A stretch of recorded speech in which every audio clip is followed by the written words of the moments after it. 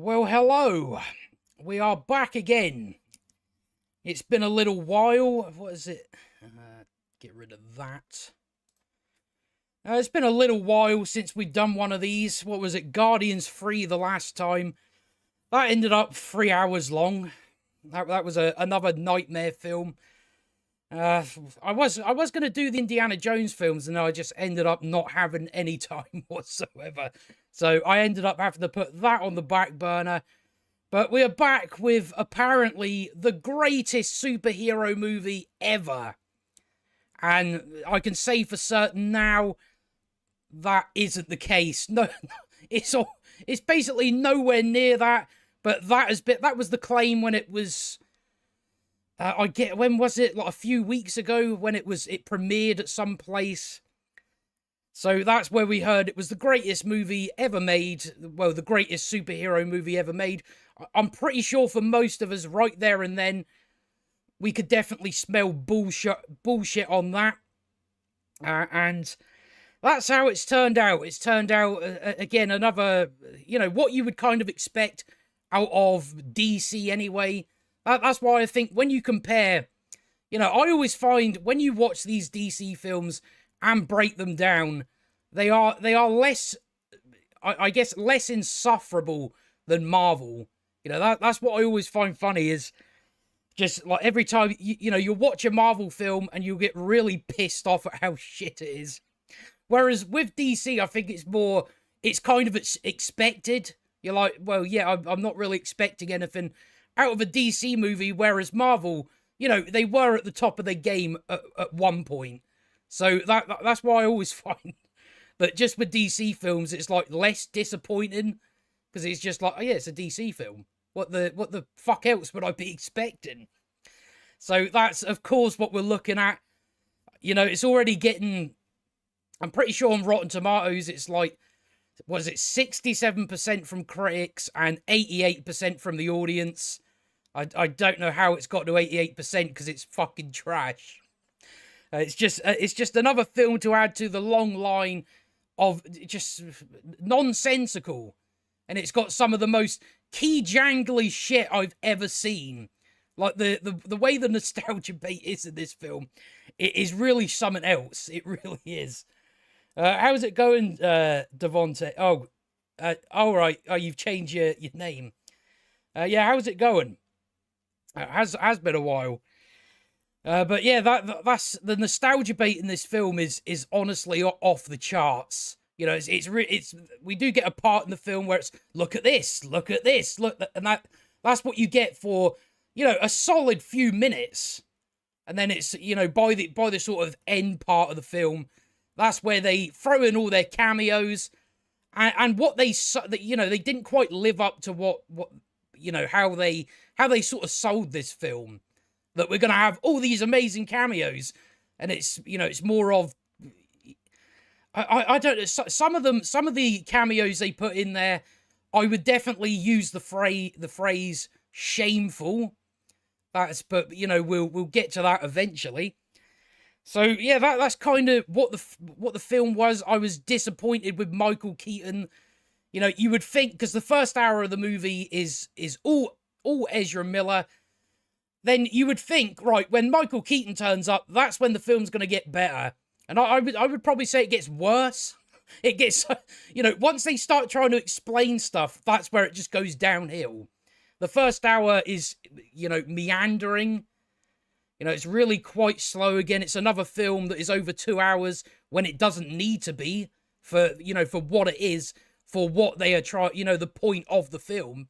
There's like no reason, again, for it to be like the time it is. But just every film now has to be over 2 hours. That's just the way they seem to operate now with a lot of films. And they never seem to justify that aspect to it. Ben Affleck was in it for about 5 minutes, as he said. I guess there was some parts of it that were all right.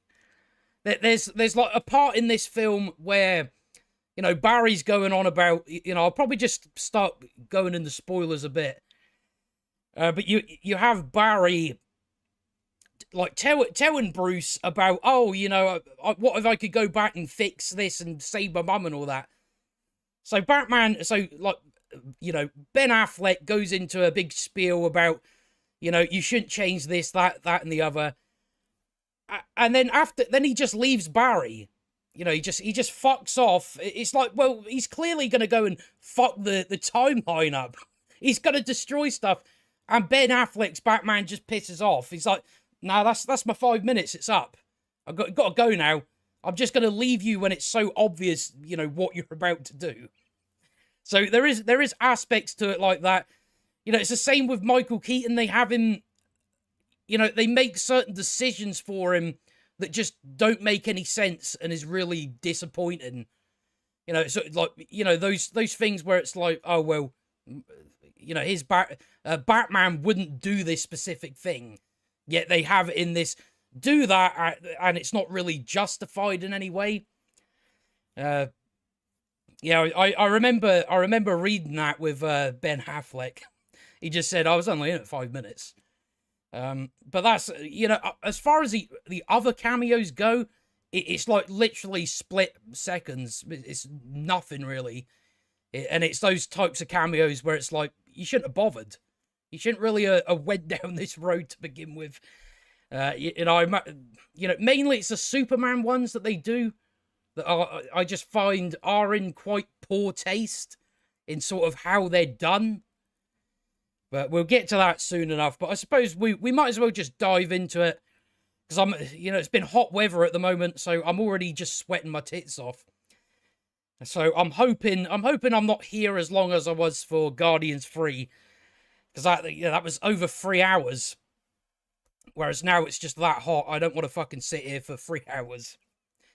So we'd probably just get into it. But yeah, the opening of the film, you have Barry run into Gotham and gets to the Gotham General Hospital, and like it's all collapsing and everything like that.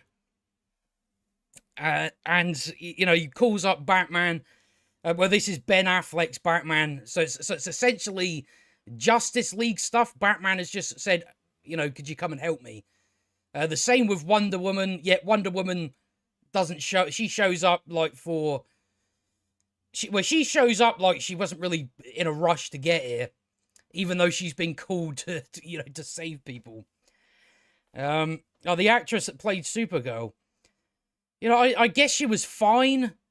Like as far as the actress goes, she was fine. As far as the actual character, there wasn't really anything there to pull from. You know, she just kind of makes sort of arbitrary like decisions. There's no sort of, she's like barely in it. You know, they want her to, you know, the way it's done is really poorly done. I mean, you can tell with this film that it's really been cobbled together. I mean, it's a film that's had 10 directors, 8 writers, so, you know, it's kind of all over the place. But she's, you know, yeah, as far as the Supergirl, there's not really much to talk about with her. You know, she goes off to see Zod later on, and then she just randomly comes back for reasons. And it's just a very strange character. You know, I think the actress was fine, though. So that's essentially the you know, the opening of the film is, you know, Barry runs to Gotham. Gotham General's collapsing. For some reason, I don't quite know why, considering what Batman says. So you've then got Batman. Batman is chasing criminals in his motorbike. Like, it's the part that's in the trailers.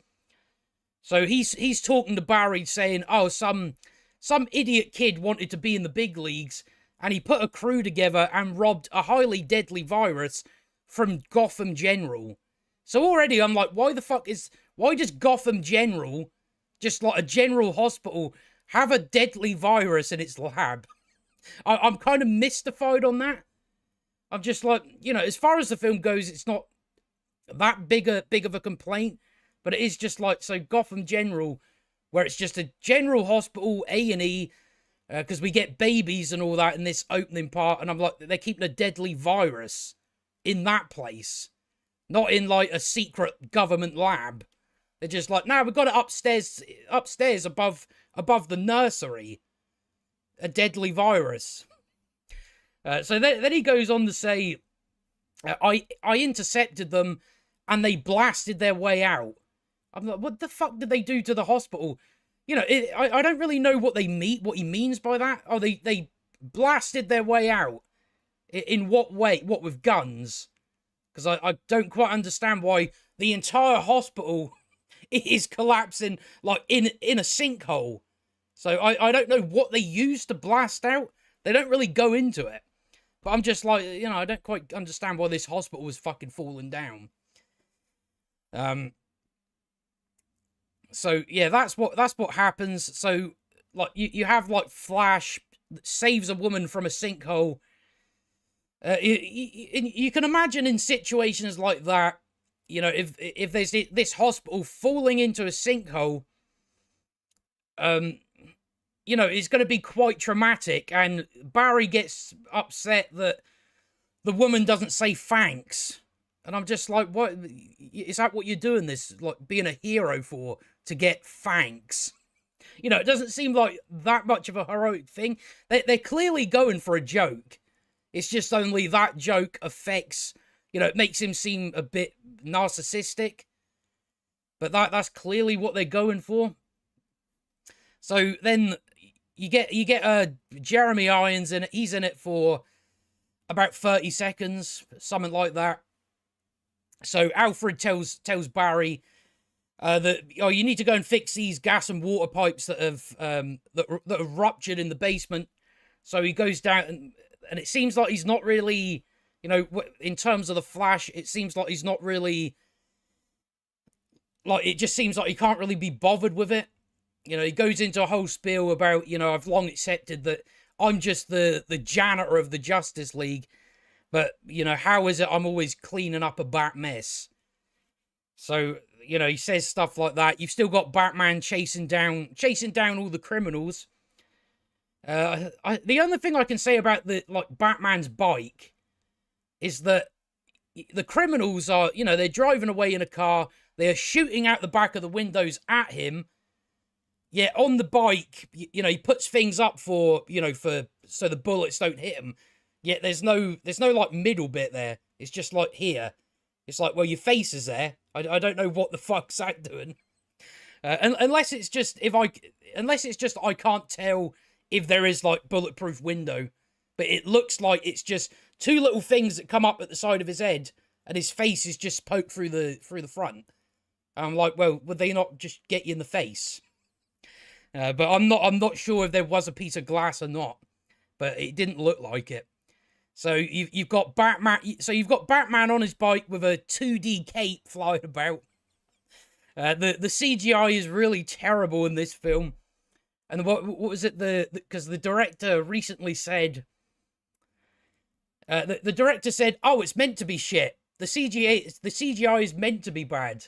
You know, he tries to justify it as, well, it's because we're looking at the perspective of the Flash. That's why the CGI is bad. Yet that doesn't explain the rest of the movie that isn't the perspective of the Flash. But that's apparently the cope is, oh, no, it's meant to be bad. So it's pretty much every aspect of the CGI is really shit. Really shit. It's almost as if Warner Brothers went, we're not spending any more fucking money on this. You're just going to have to deal with what you've got. That's kind of how it comes across. So, what happens then? Alright. So, then it turns out that the east wing of the hospital is going to collapse. That is the wing of the, you know, newborn babies. So, there's a room filled with babies. The nurse can't get out with the babies because the door is somehow locked. That you've got, like, her co-workers trying to open the door on the outside. I'm like, how can no one all of a sudden open this fucking door? So even that, I'm like, oh, well, it's because we got to have this stupid, partly cringe opening segment. But part of that, I'm just like, why is the door locked? You know, it's newborn babies. I don't know why on either side of the door, no one can open the door. So this nurse is stuck with the babies, and then that's when the glass starts falling out. And because the East Wing is, you've got the hospital here, and then at the front of it, you've got another little section that hangs onto it. Yeah, they do explain why it's Supergirl instead of Superman. Yeah. So that's what the East Wing is coming down.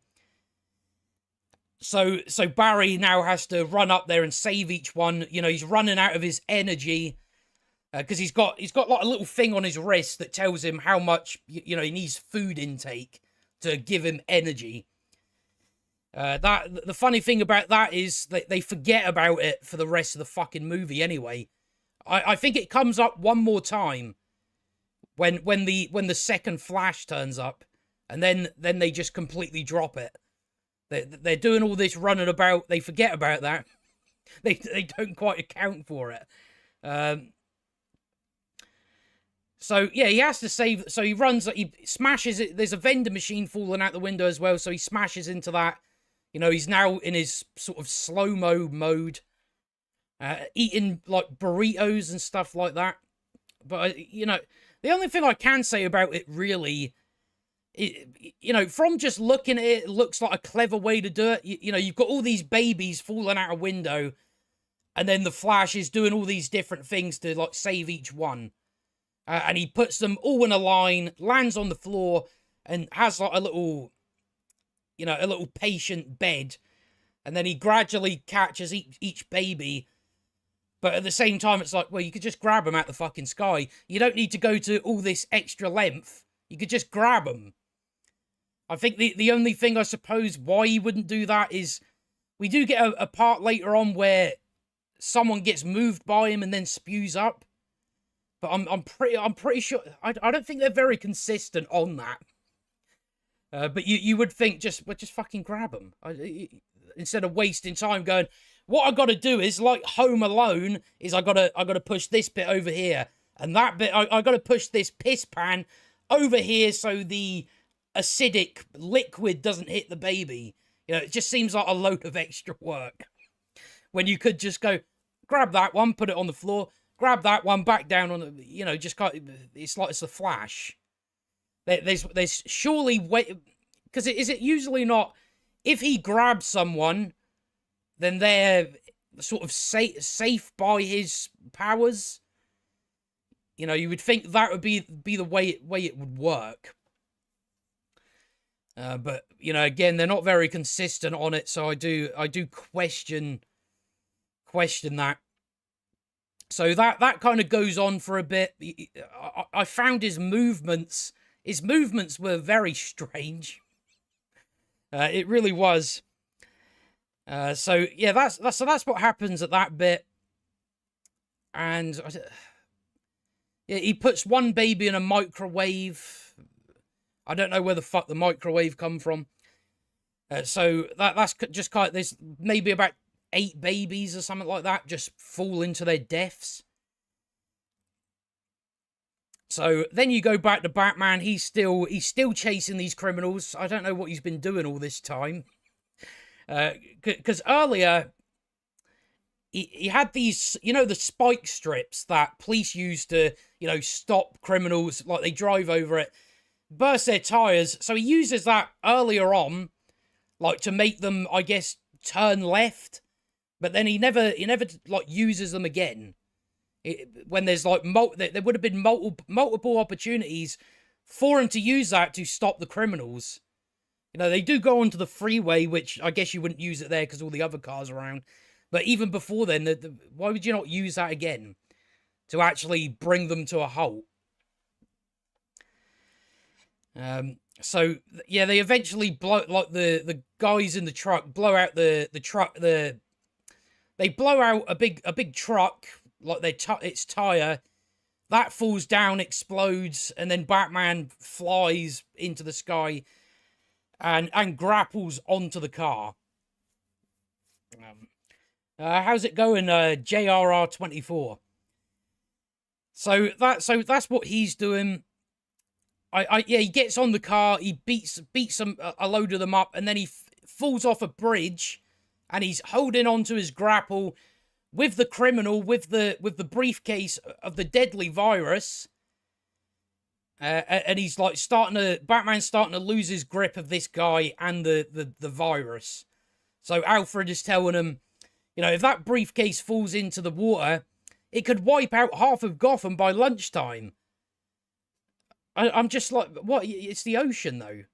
I don't really know. I don't really know. I guess if it got into the water supply, that could be my only guess for that. At the same time, you know, you do have to remember that this deadly virus was in a general hospital. I don't know why.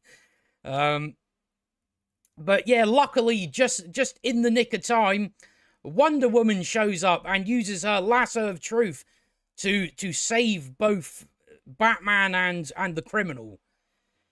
She's like the first really cheaply done cameo. She's there for about 1 minute, and then she goes, right, I'm going to go now. So that's what happens there. So we get our Wonder Woman cameo.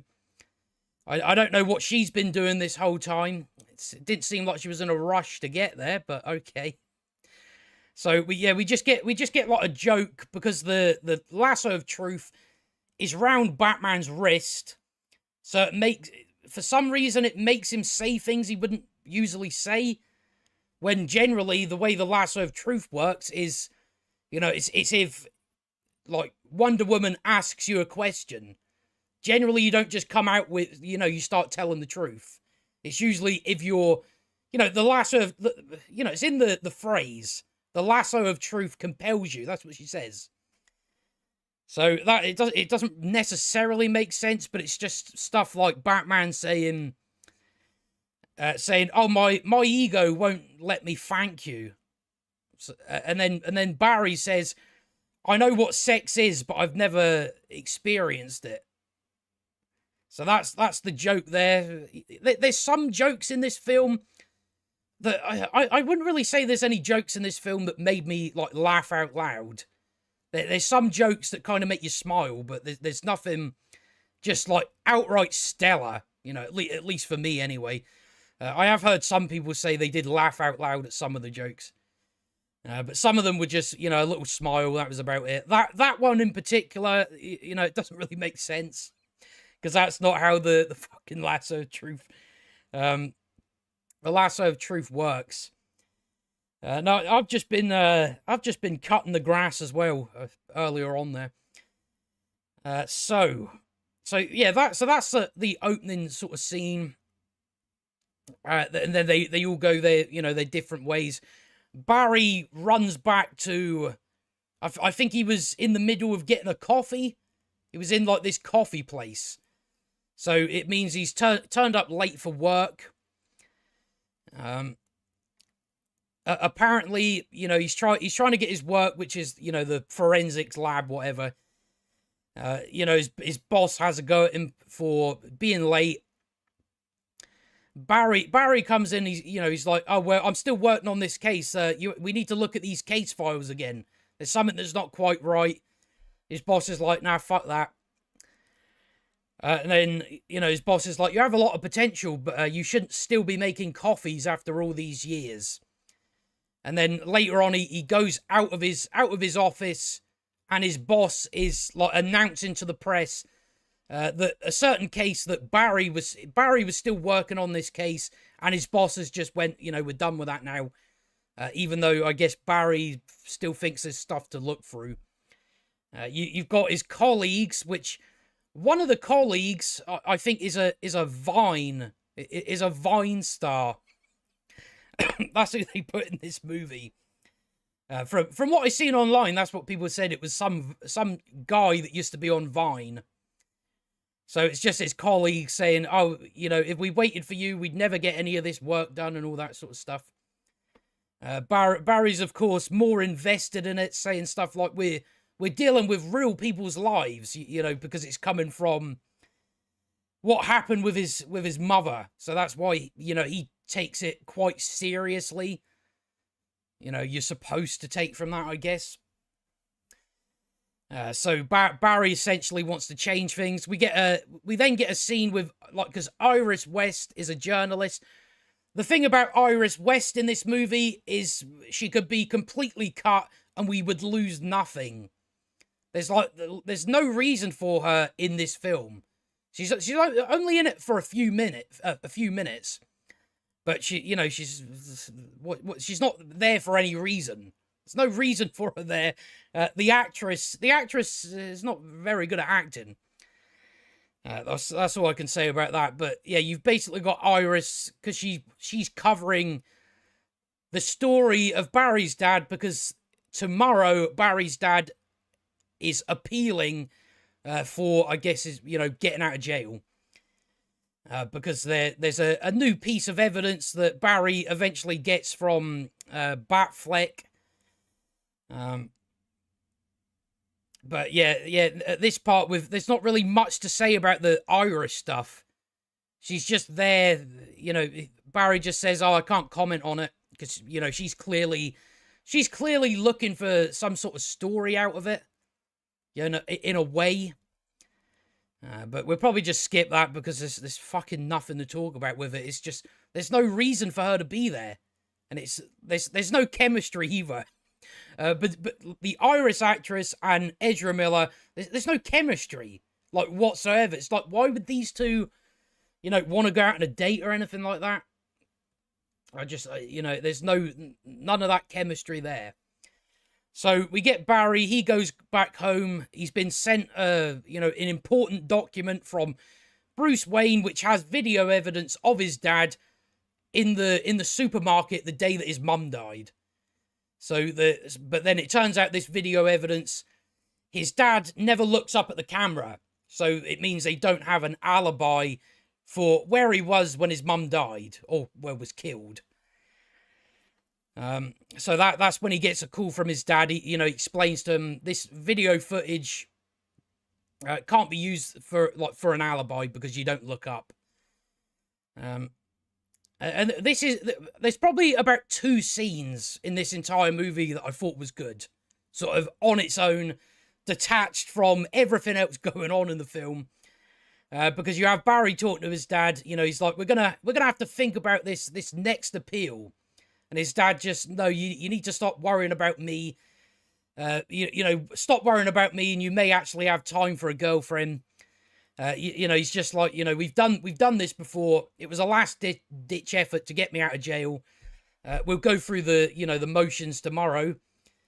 And like, just the part of it that I like that he said, he's like, sometimes it's probably easier that I'm in jail than out there, because then at least in prison, I can imagine that your mum is still alive out there, living her life. So I did quite like that. I thought that was quite well done. But as far as good scenes in this movie, you're not going to get many of them. Not really. But I quite like that, just that, idea of Barry's dad. Just kind of, again, I guess Barry's dad is sort of to be the example of just kind of accepting things for how they are and trying to maybe look more on some sort of bright side. And while he's having like a conversation with his dad, he runs off to his old house.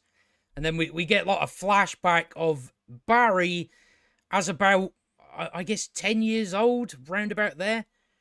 The actor they got for him is very annoying. There was just something about him. I'm like, you're annoying me. You're really annoying me. But he's just like it's just a flashback to him in the kitchen with his mum, her cooking and singing a song and stuff like that. His mum's very good looking woman. That's all I can say about her. So it's basically the day that she was murdered. His dad, because she forgot to get another tin of tomatoes, so she tells the dad, Barry's dad, to go back down to the supermarket and get get this specific tin of tomatoes for what I'm cooking. So his dad goes out, and then he comes back, and it's as he's coming back, Barry hears his mum downstairs. There's someone in the house killing her. We don't know who the fuck done it. We don't know who done it. They didn't explore that. Because I think the big mistake they make in this film is not having the Reverse Flash in it. I think that this film would have been a lot better had they included that character. Whereas now we're not going to get any of that, so we don't know who done this. We don't see if it was the Reverse Flash. You don't know. You just have to assume someone broke in and stabbed her. That's really all you can take from it. We're not going to get a sequel, so we're probably never going to find out. Although that's generally how it is. It was a Reverse Flash that done it. So yeah, I think the only funny thing I found out of this was just his dad comes in and says, "Barry, call 911 now," and Barry runs off down the fucking street. I'm like, where the fuck you going? The phone's in the house. But I guess it's supposed to be, because the CW Flash is a lot fucking better than what the Flash we've got here. Is a lot better. I'm pretty sure in that, he runs off because he doesn't know what to do. He's fucking sad and all that. Whereas here, it's like, call 911, Barry, and he fucking legs it down the street. And he's not really showing like, oh, I'm really upset, I can't handle this now. It's just like, no, I'm going to run down the fucking street. So I did find that quite funny. So then it cuts back to present day, and you've got, I think Barry's collect call with his dad, that goes dead, and then he just starts running. I think, I guess... it seems like what happens here is he just starts running and stumbles across the multiverse, or, I guess not, he doesn't know it's the multiverse at this point. But I don't quite know what he's, they could have done a better job with just conveying based on emotion what's kind of going through his head. I think that because it's not really clear why he runs sort of, I don't know how to explain. It's like a time bowl. He like runs really fast, and if you remember from the Snyder Cut, at the end of that where he goes back in time to save Batman and the rest of them, it's similar to that. So he's in like this ball, and around him it's like it's like a baseball stadium. You've got it's just like this big circular thing. Barry's in the middle of it. And there's just like all these different irises and stuff like that, all standing around him. I'm still getting tired of having to describe things. Because like every single thing you have to describe with these movies now is just something that is so fucking out there. Where I'm just like, how do you explain this? But yeah, that's what it is. What do you call it? I guess it's supposed to look like what it is in the comics. But yeah, that's kind of what it is. It's like a big circular, just with seats in it, like a baseball stadium. But, I guess a bit smaller. So he runs off, he eventually comes to that. And then he starts peeking into the past. Something like that. He goes back to when he was saving the babies at the start of the film. And he just pokes his head through like that, and it's like, the Teletubbies, the son with a baby. It's like that. That's what it's like with Ezra Miller's face just fucking looking through this thing. So that's how he then realizes, oh, I can go further back in time, because in the Snyder Cut, it's it's not that much. He only goes back a few minutes. So that's what gets us our Bruce Wayne conversation. We're back with Ben Affleck for another couple of minutes. I like parts of this scene, but it's more of once we get to the end of the scene, it's like, well, why the fuck did you do that? What did you do that for? So that scene starts out with, him and Bruce talking on the street, going over what just happened, that, Bruce is like, so you went back in time. Barry says, yeah, a whole day this time. And Bruce is like, well, if you could travel back in time, it would be wildly irresponsible.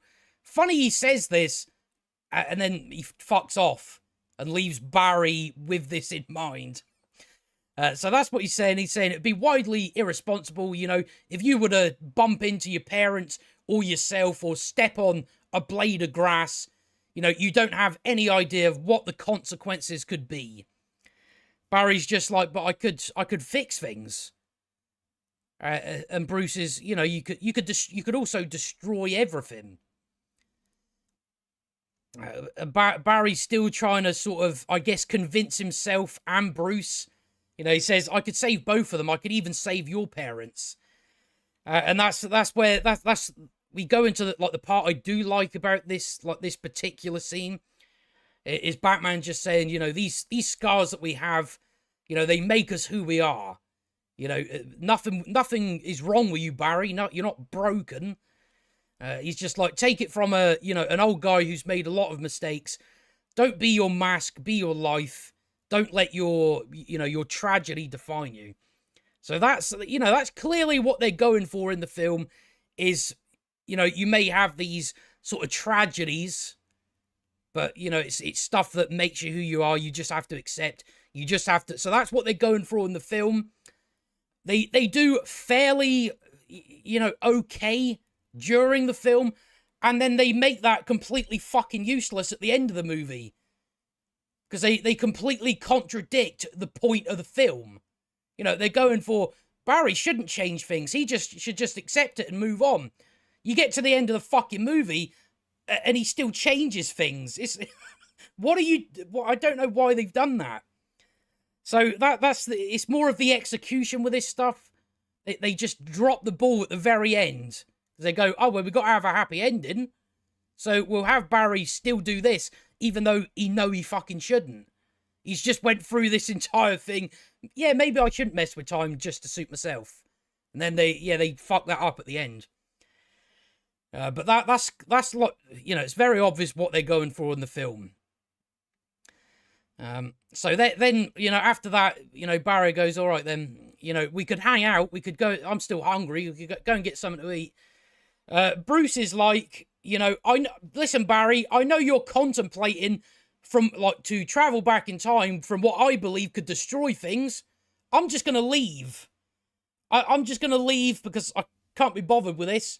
My 5 minutes is up. I got to leave. I got to leave you in this thought of, I'm going to go back and change time and destroy everything.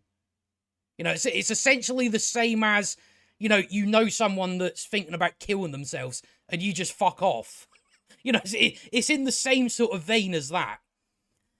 Where it just, you know, again, you know, it's what you notice with a lot of these films. They don't quite realise, like, the implications of certain actions.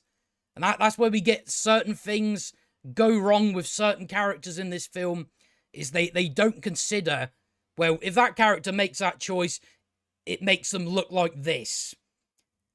And it's the same with this. You know, Barry's like, I'm going to change history. Bruce Wayne says, yeah, but you could destroy it, and I'm going to go now.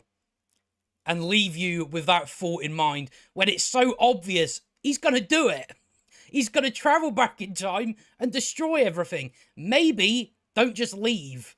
Go and have dinner with him. Go and try and really convince him and get this idea out of his head. You already believe it could destroy things. But now he just leaves. So he's not the best of Batmans in this film. But that's all we get of him now. He's out of it now. I don't think we get anything else from him. And that's sort of our last thing we get of him, just leaving as his friend is about to destroy time.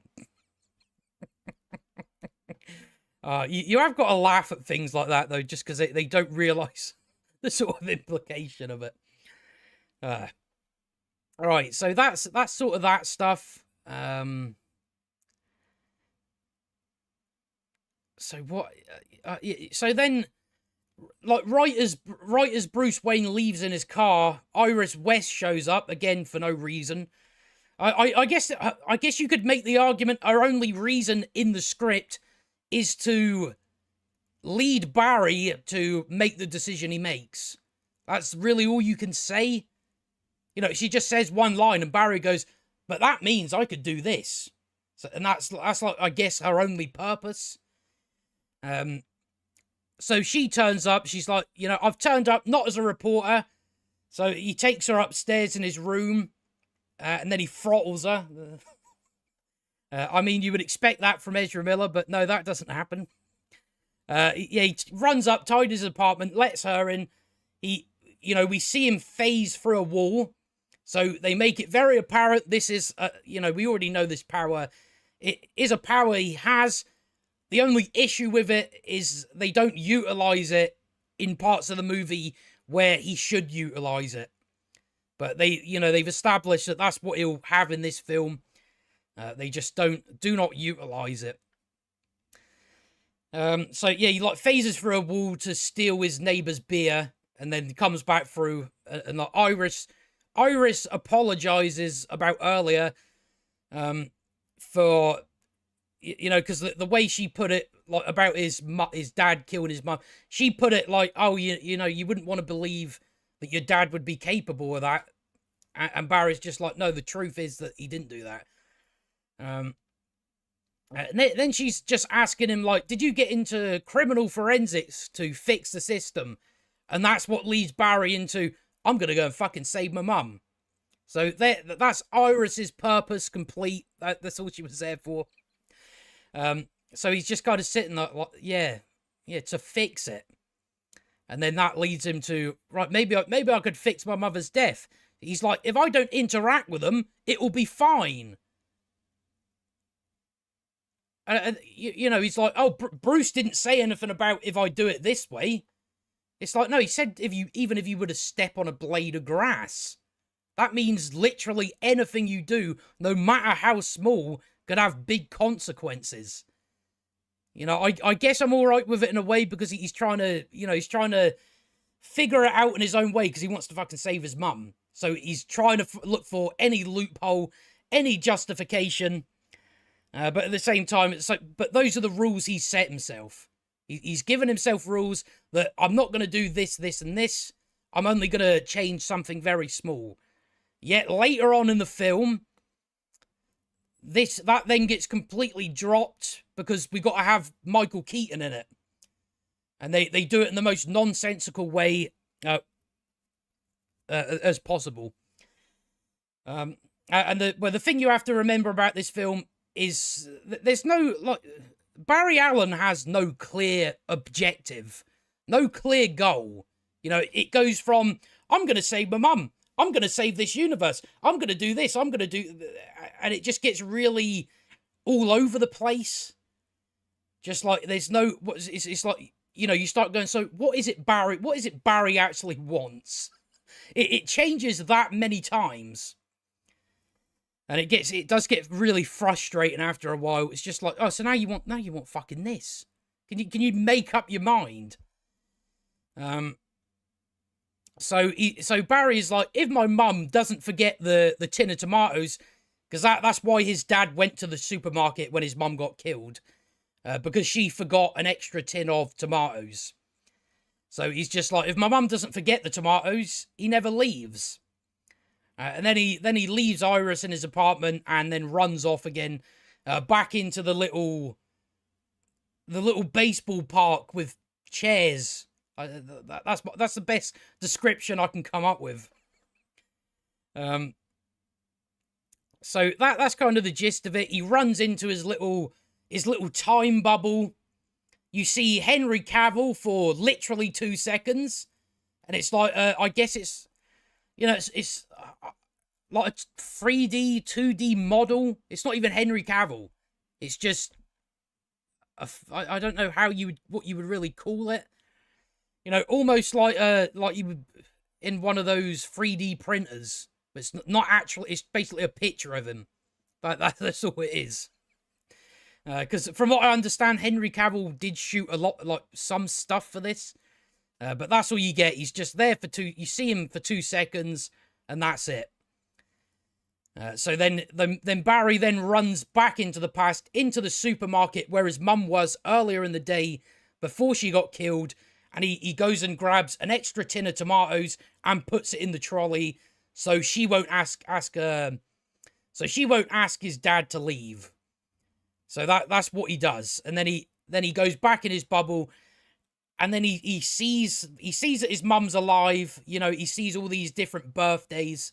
So, you know, his mum's back. He's you know, his mum's back in his life.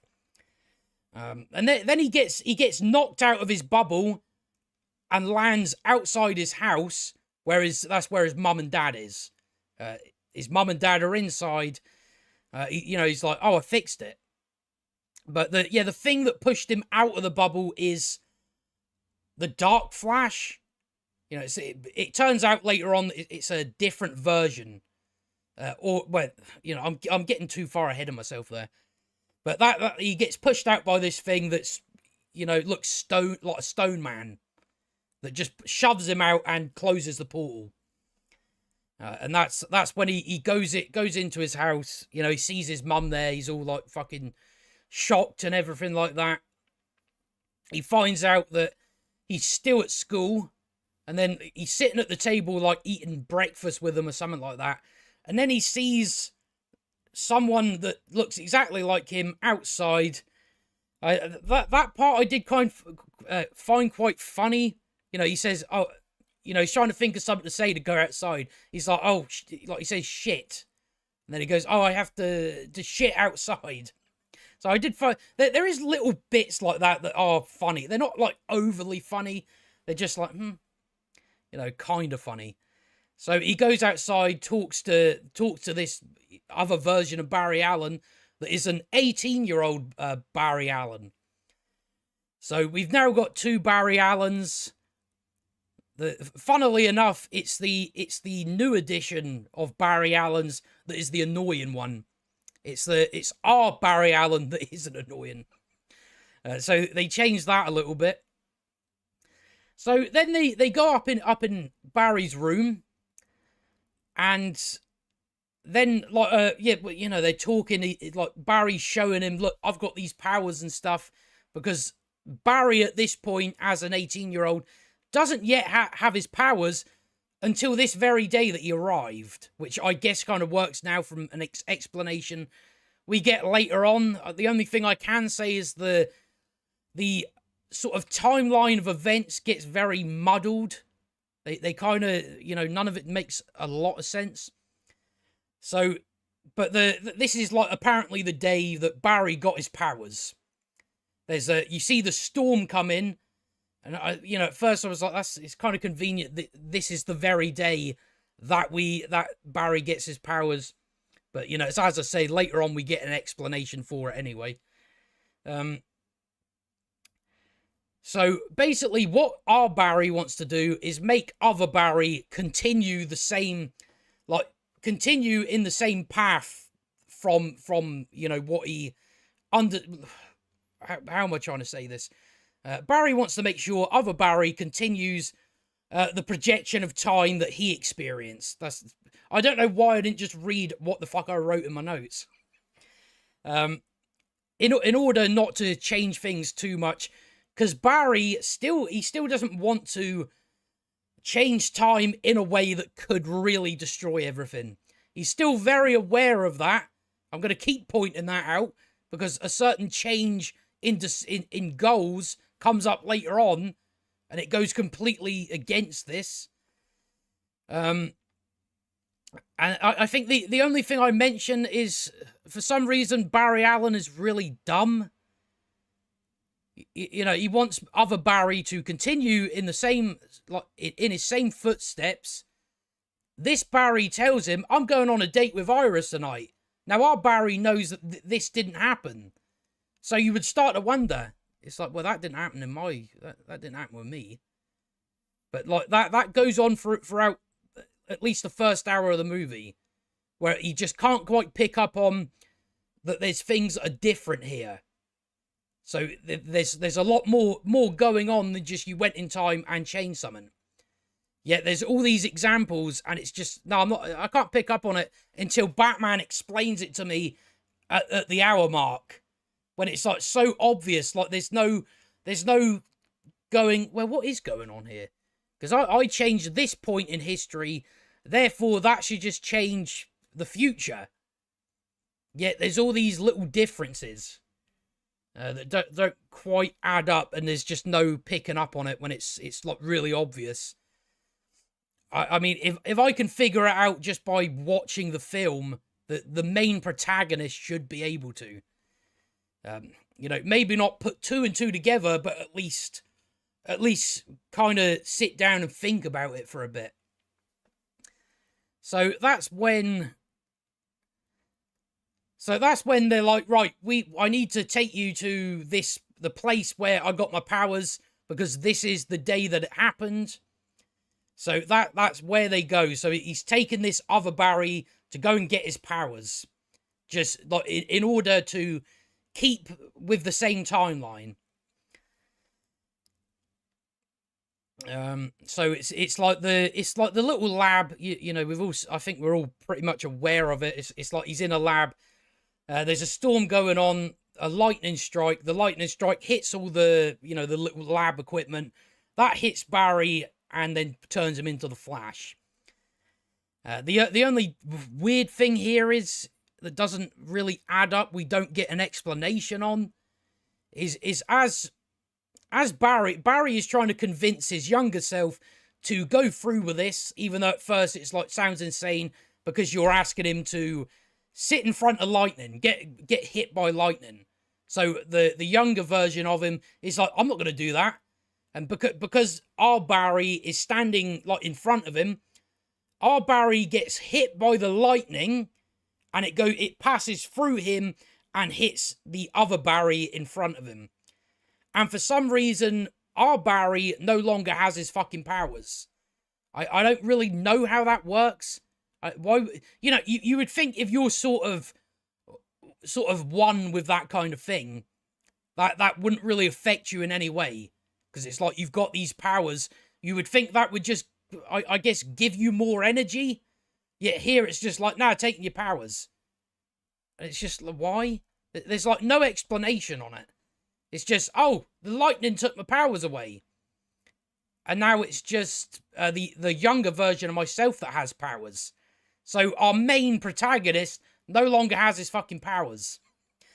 For some reason. That just isn't explained. And it doesn't quite make a lot of sense.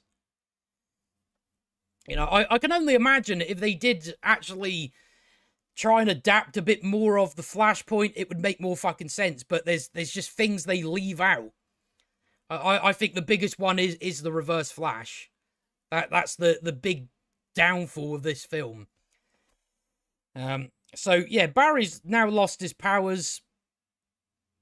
So that they're now trying to sneak back out of this building, which is, I'm not sure what type of building it is, but there's like security guards everywhere. So Barry's like holding his younger self, trying to take him through. And that's when like Barry realizes, oh, I haven't got my powers. You know, there is quite a funny bit here. Ezra Miller's got a really stupid run. So he basically does that round in a circle, trying to access the Speed Force. You know, he's just like that, running like a tadger. So I found that quite funny. So he's now realised that's the case, so there's not much they can do. So they just go back to other Barry's apartment.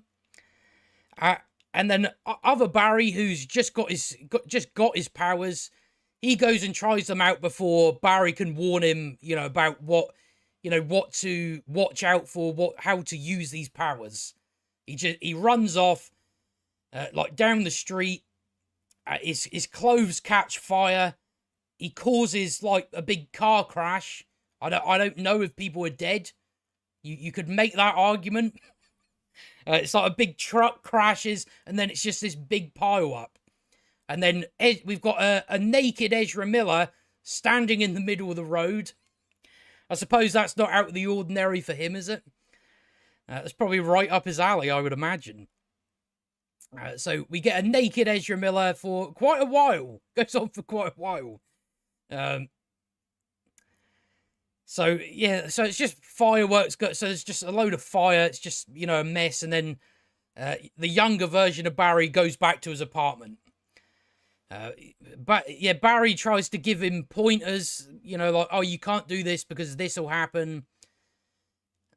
He then starts talking about, you know, phasing, like, because yeah, like earlier on before other Barry Allen got his powers, our Barry Allen phased through into the building, so he already, you know, knows knows of it. So he tries out the phasing. Barry's like, no, you don't know how to use it. And then he phases and falls into the apartment beneath him, naked, scaring the neighbor beneath him. And then eventually, then he comes back again. And then Barry's like, yeah, I think other Barry comes in, starts eating for energy. And that's all we get on that. After that, they don't account for, we need this to gain energy, to be able to run. I think really they should have done that a bit more simpler. Because from what I understand, I forget now, but I think in the CW version, it's Barry Allen just has like an energy bar. Like, you know, I don't really know why it's not just that instead of, no, I've got to eat burritos, like, rather than just have this thing on you at all times. Then you can go, right, it makes sense why the Flash hasn't run out of energy yet. Whereas if you don't mention it ever again, it's like, oh, well, what happened to, I thought you needed all this stuff for energy. They don't bring it up again. They forget about it. Right, so, yeah, so then Barry goes on to explain the suit, and then the younger version of Barry falls asleep. So we then go into the next day. Barry takes him to the park and shows him the, you know, the little ring with a suit in it. And yeah, so he gets other Barry to get changed into that. And he just says to him, you know, if I can train you to move like I do, we can recreate the Chrono Bowl. That's what it's called, the little time bubble. It's called the Chrono Bowl. In the Speed Force and get back to the future. And our younger version of Flash says, oh, Eric Stoltz was great in that movie. So our Flash is like, what? It's Marty McFly is Michael J. Fox. And then even there, it's like, right, there's things here. Are you not picking up on that's not the case where you're from? So again, there's still these little breadcrumbs that you would follow. You would go, what do you mean, Eric Stoltz? That doesn't make any sense because I changed time after that. I didn't change time before Back to the Future came out, so that shouldn't affect anything. So that you know, it should lead him there. It should lead him to, something's not right here. You know, I just thought I'd travel back in time and change something, so the only thing that should change is just the future. But again, still hasn't picked up on it when it's at this point, it's fucking obvious. That something else is, there's more going on than meets the eye. Fuck me, how we, I don't know how we've been going an hour. Oh. We've been going an hour, we're only, I think we're about 45 minutes into the film, so we're not doing too bad. So, yeah, that's when Zod arrives. Zod has come. It's got Zod on TV saying, my name is General Zod. Your world has been sheltering a Kryptonian, you know, alien, whatever. And then Barry explains Superman to other Barry about what, you know, basically what happened. And then it turns out this is the same day that our Barry Allen, apparently he was there when Zod was destroying Metropolis. Apparently the Flash was there. And again, I'm just like, yeah, but yesterday was the day you just got your powers. And now the next day is, oh, you went to Metropolis to save people. I just don't see in what way you get your powers and you create a prototype suit within the day that you got your powers, and then the next day you went to Metropolis to save people. That timeline doesn't add up. I can only assume. You know, there's a lot of that in this movie. I can assume. There's nothing actually concrete. It's all just, oh no, I've got to assume that that's the case then. You know, I guess all I can say is, oh, well, the reason for that is everything is mixed up because of what Barry changed. I guess I can assume that, but it still seems like, you know, even then he'd go, well, it was the day I got my powers, the day after that wasn't this, so that doesn't make sense. Like, there's none of that either. So I'm more keen to assume that, no, this timeline of events doesn't make any sense. That you got your powers and your suit in the same day, the next day you went to Metropolis to save people. That timeline does not work. But, you know, again, they don't go into it enough. All they have to have is Barry says, oh, the funny thing is, though, the day I got my powers, this didn't happen the day after. You know, that's all you have to have. And then it goes, right, well, clearly something's mixed up here. The events aren't quite adding up. But they don't do that. So I'm just going to assume that, no, this timeline of events doesn't make any sense.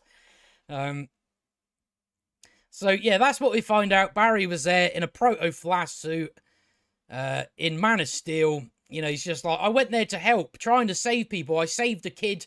I couldn't get his dad, so it's just like, it shows you a lot of flashback. We've went through all that, yeah, if yesterday you got your powers, the next day wouldn't have been Zod arrives and I go to Metropolis to save people.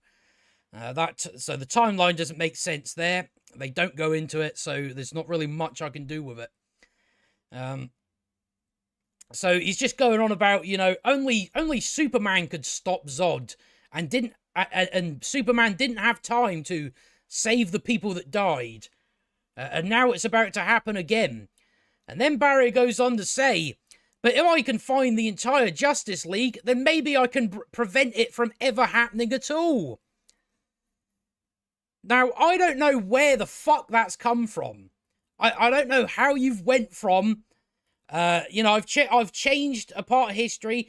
I did it in a way to you know, stick to the rules that Bruce Wayne told me was, you know, if you were to bump into people, if you were to do so much, it would cause a lot of damage.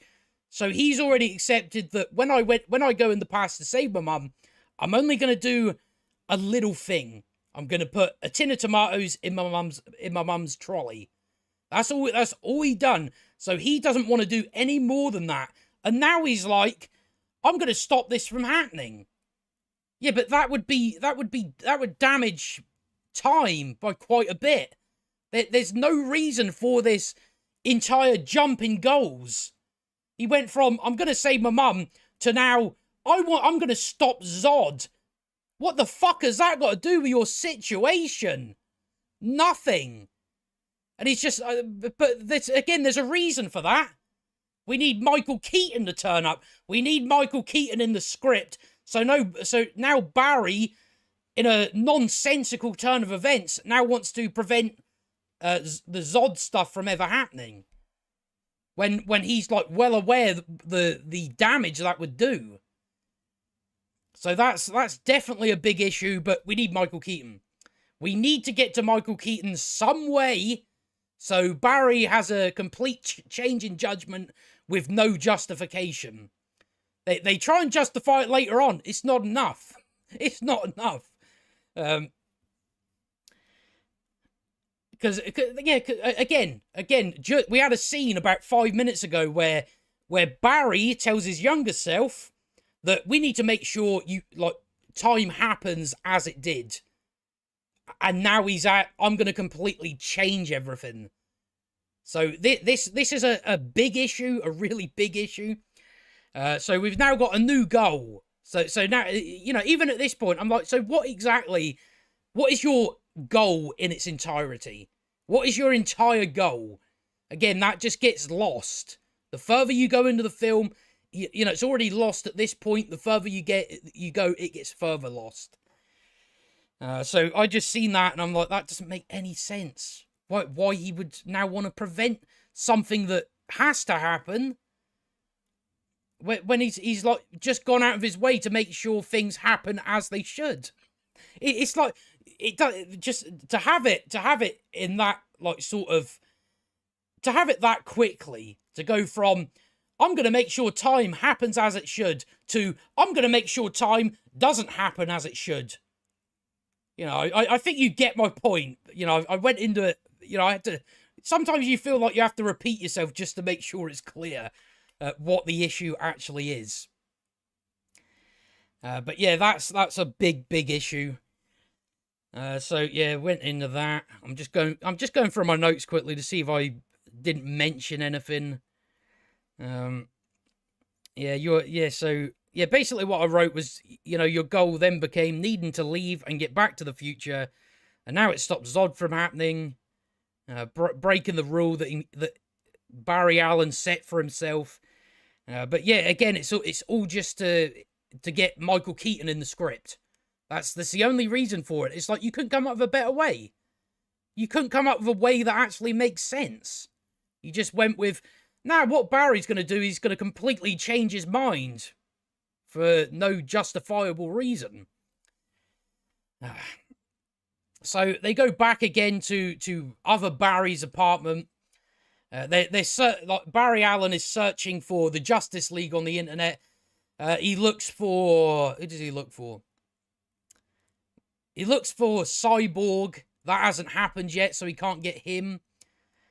He searches up Wonder Woman. She's not established yet.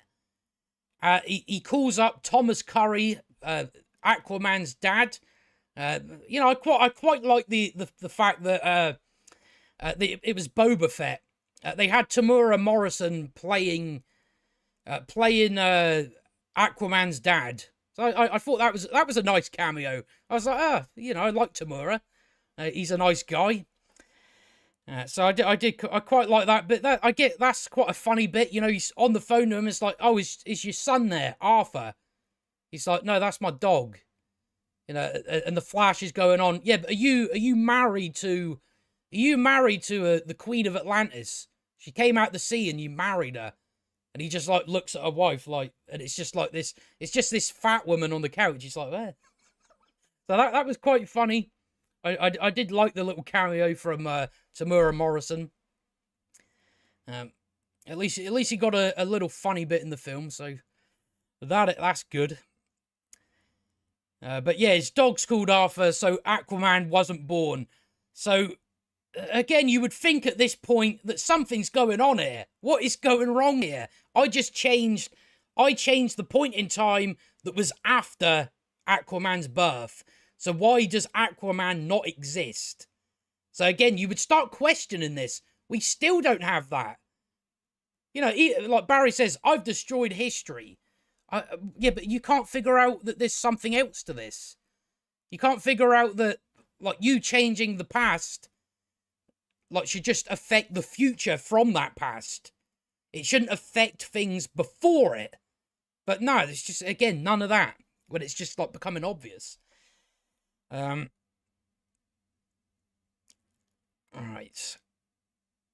And then, yeah, then it's like, oh, like they mentioned Marty McFly was played by Eric Stoltz again. Still not considering the possibility that something is not quite what he thinks it is. He asks about Batman. They're like, yeah, Batman exists. He's real. So they're gonna go off and find Batman. Because randomly, Barry Allen thought, I'm going to prevent the people dying in Metropolis, which would fuck up history. You know, even after he just said, I've destroyed fucking history, and he's still continuing to destroy history. He's still continuing down the same route of, I'm going to change history completely. Oh, my God. So, finally, we get to Michael Keaton. We're now, so that's like the first hour of the film. You know, the first half, there's not really much to fucking talk about. They don't really do much. But they go to Gotham, they go to Wayne Manor. You know, they're outside it. It's like very unkept, as if no one lives there, like from the outside.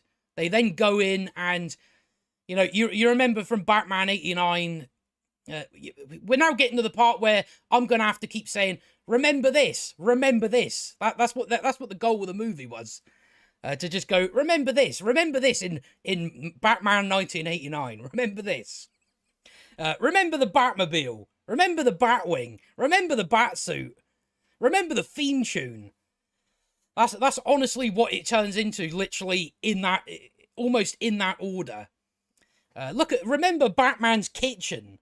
It looks the same as Batman 1989. So yeah, they go in through the door. In Batman 1989, it's when Vicky Vale and who's the other guy? Vicky Vale and the other guy are at the party at Bruce Wayne's manor, and they go into the room with all the the armor sets, like Japanese armor, Victorian, just armor. It's that in that room. They then go into the kitchen where if you remember, do you remember when Batman had Bruce Wayne had Vicky Vale over for dinner, and they went in the kitchen, and Alfred was in there telling stories about Bruce Wayne as a child. It looks the same. Look, guys, it's the kitchen. It's the kitchen. Get excited for the kitchen. Fucking hell. But that's honestly what it's like. It's like, look, the kitchen is like the kitchen from Batman 1989. I imagine people were cooming over that. So they go into the kitchen from Batman 1989. They go into the kitchen and they're looking about. They're like, they're shouting here, "Bruce Wayne, it's me, Barry Allen." And then out of nowhere comes Michael Keaton, hobo Michael Keaton. He's got very long hair and a big beard. And he comes in and starts beating them up, throwing them about. So it's just like a big brawl going on. You've got younger Flash that has just got his powers. He's dodging out the way. Bruce Wayne's trying to throw pans at him. He then runs at one of them with a rolling pin, and then like Barry jumps out of the way and Bruce goes flying into a table. So we've now got Michael Keaton. It can only get better from here. It doesn't. It doesn't get better. It does not get better, unfortunately. So then what happens is they sit down having some lunch. And then what happens is what Batman starts doing, Michael Keaton's Batman, Bruce Wayne, he starts telling them about how time travel works. He's going on like, "Oh, well, if you change the past, it creates a different timeline. Like these noodles, I'm going to have to stop you there, Bruce. You've done much time traveling in your time." But that's honestly how it goes. He starts telling them how fucking time travel works. How do you know that? If you haven't done time travel, you cannot be an authority on how time travel works. And that's my whole point. Why you have the Reverse Flash in the film, because the Reverse Flash has traveled back in time. He knows how it works. He can explain it. You don't have Bruce Wayne explain it, because he hasn't done time traveling. He cannot say with authority, "This is how time travel works." So that makes absolutely no sense. It really Bruce Wayne explaining time travel works like this, this, and this. How do you know that? Time travel wasn't possible until you just met Barry Allen. Before then, the time travel didn't exist. Barry Allen, for all we know, is the first person to time travel. And Bruce Wayne's like, "Yeah, I know all about this. I know all about this. Never done it, though. Never done it." Even if they, like, it was just like, "Oh, well, you read a theory. You read some theories about this." But, the theory they go with it doesn't exist. There is no theory for this. But it would have worked a lot better if they added a bit extra onto it, and it's like very confusing, convoluted, just all over the place. Just a load of extra steps where it's like, well, that doesn't make sense though. Why not just have it? I don't fucking know. From what I understand, the Reverse Flash, again, explains to Barry in, I guess, in a different version of Flashpoint, or in the version of Flashpoint. I'm not quite sure. But Reverse Flash says when like when you a sonic boom, when you run really fast, it causes a sonic boom. Well, what you've done here is caused a time boom. Now, that makes a lot more sense. Rather than what they do here, they basically go with Back to the Future and add a load of other extra shit on that, oh, it works like this, but you've also done this, even though that doesn't work by the metrics I've just explained. So, Bruce Wayne goes on to talk about time travel. He hasn't done time travel, but he knows how it works, even though time travel doesn't exist to him. So there's no possible way he can conclude on anything. So this is most definitely, this shouldn't be the way it actually works. There is no way in any world that this should work. He should just know about time travel. But that's like a real. Just thinking about that, it just makes me laugh. You've got this guy. You got this guy that's never time traveled in his life.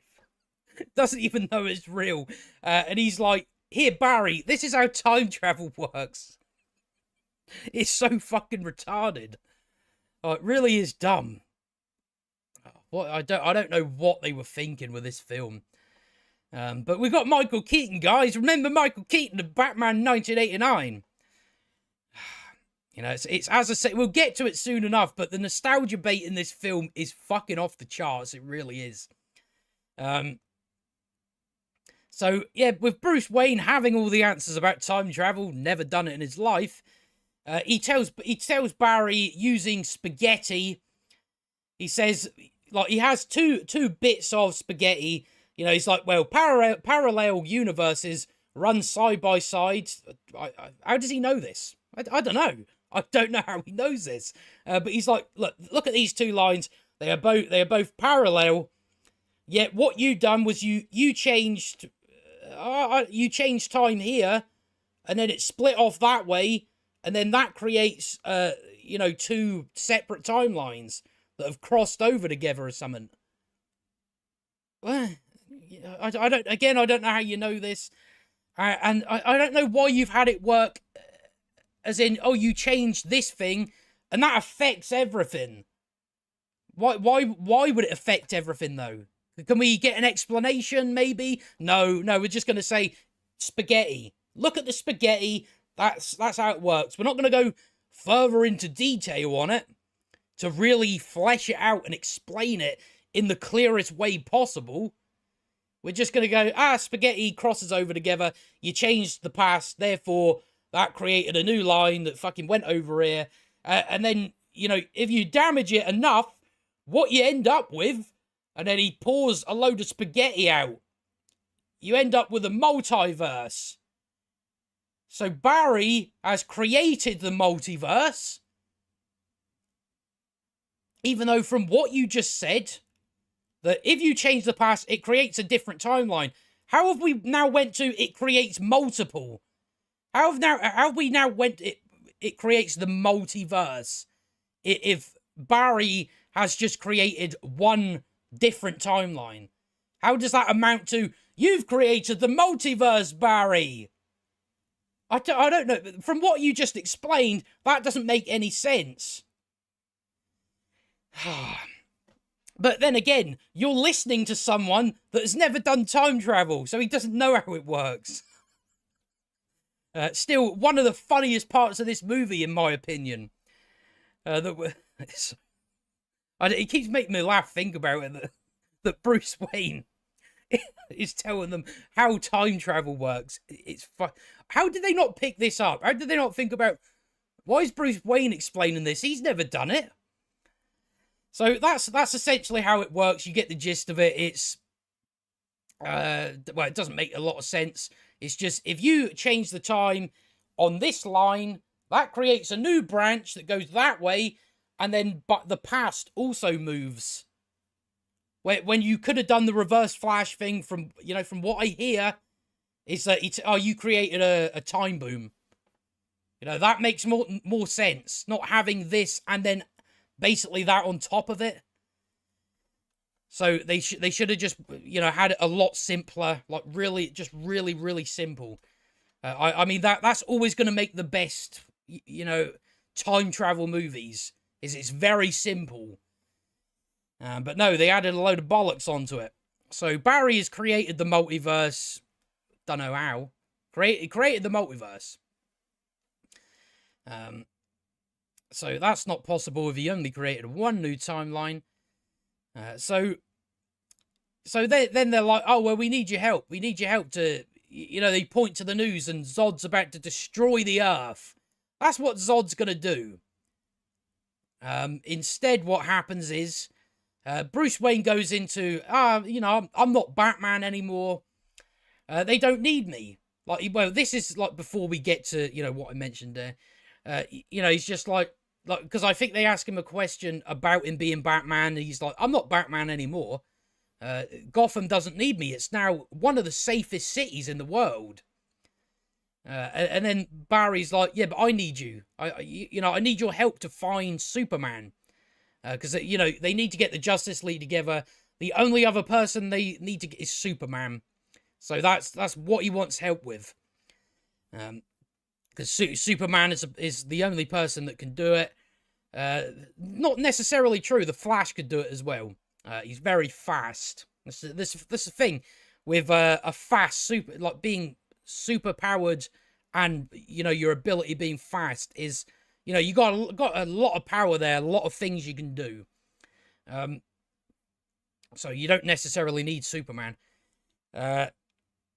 And so yeah, they're like, right, I need you, like, help me find Superman. He says, will you help us?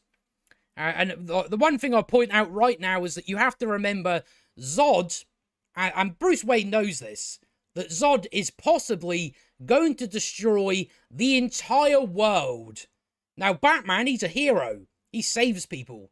Or he did save people. That's what he does. He no longer does it anymore because he doesn't need to. But then an event like this comes along that that could destroy the entire Earth, killing everybody. People that he used to save. And what he says to this, being asked to help them, he says, pass, and then he walks off. That's all we get on it. There's no justification like, oh, I can't do it because, you know, I'm a bit older now. I'm out, you know, I'm not the same as I used to be. I haven't done it in a very long time, so I'm just out of shape sort of thing. You know, I'm not up for it. I haven't done it in a long time. You know, you could have something like that then when he gets convinced to do it could be very satisfying. Like, but they don't do that. It's just, he says no. He says no to a guy that just is about to destroy his world. Nah, pass.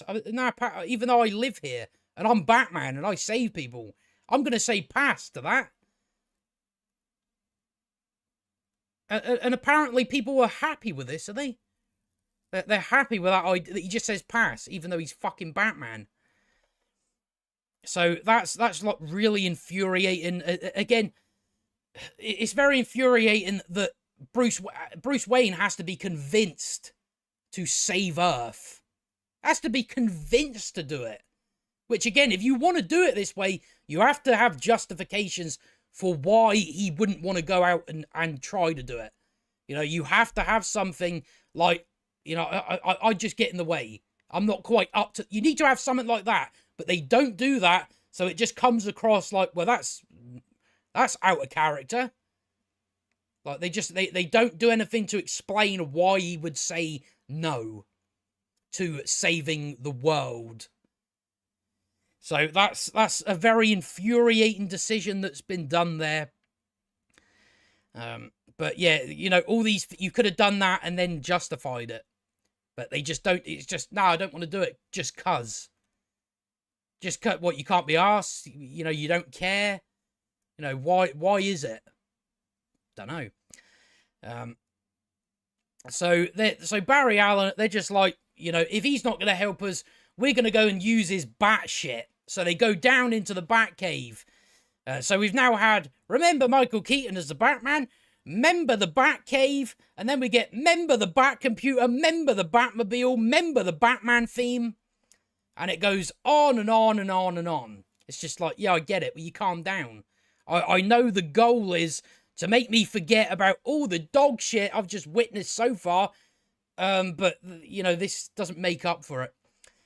But that's how it goes. It's just Memberberry Central. So, yeah, they go into the Batcave where they go, oh, look, this is so cool. This is so cool. Then Barry goes and uses the Bat computer looking for a Clark Kent. It turns out there's 12,805 Clark Kents in the world, in the US. I don't know. And then they go to the Batmobile. The younger version of Barry Allen goes over to this car. He pulls off the cover that's on it, and it's the Batmobile. So I guess I'm supposed to jerk off to that or something like that. I guess so. I don't know.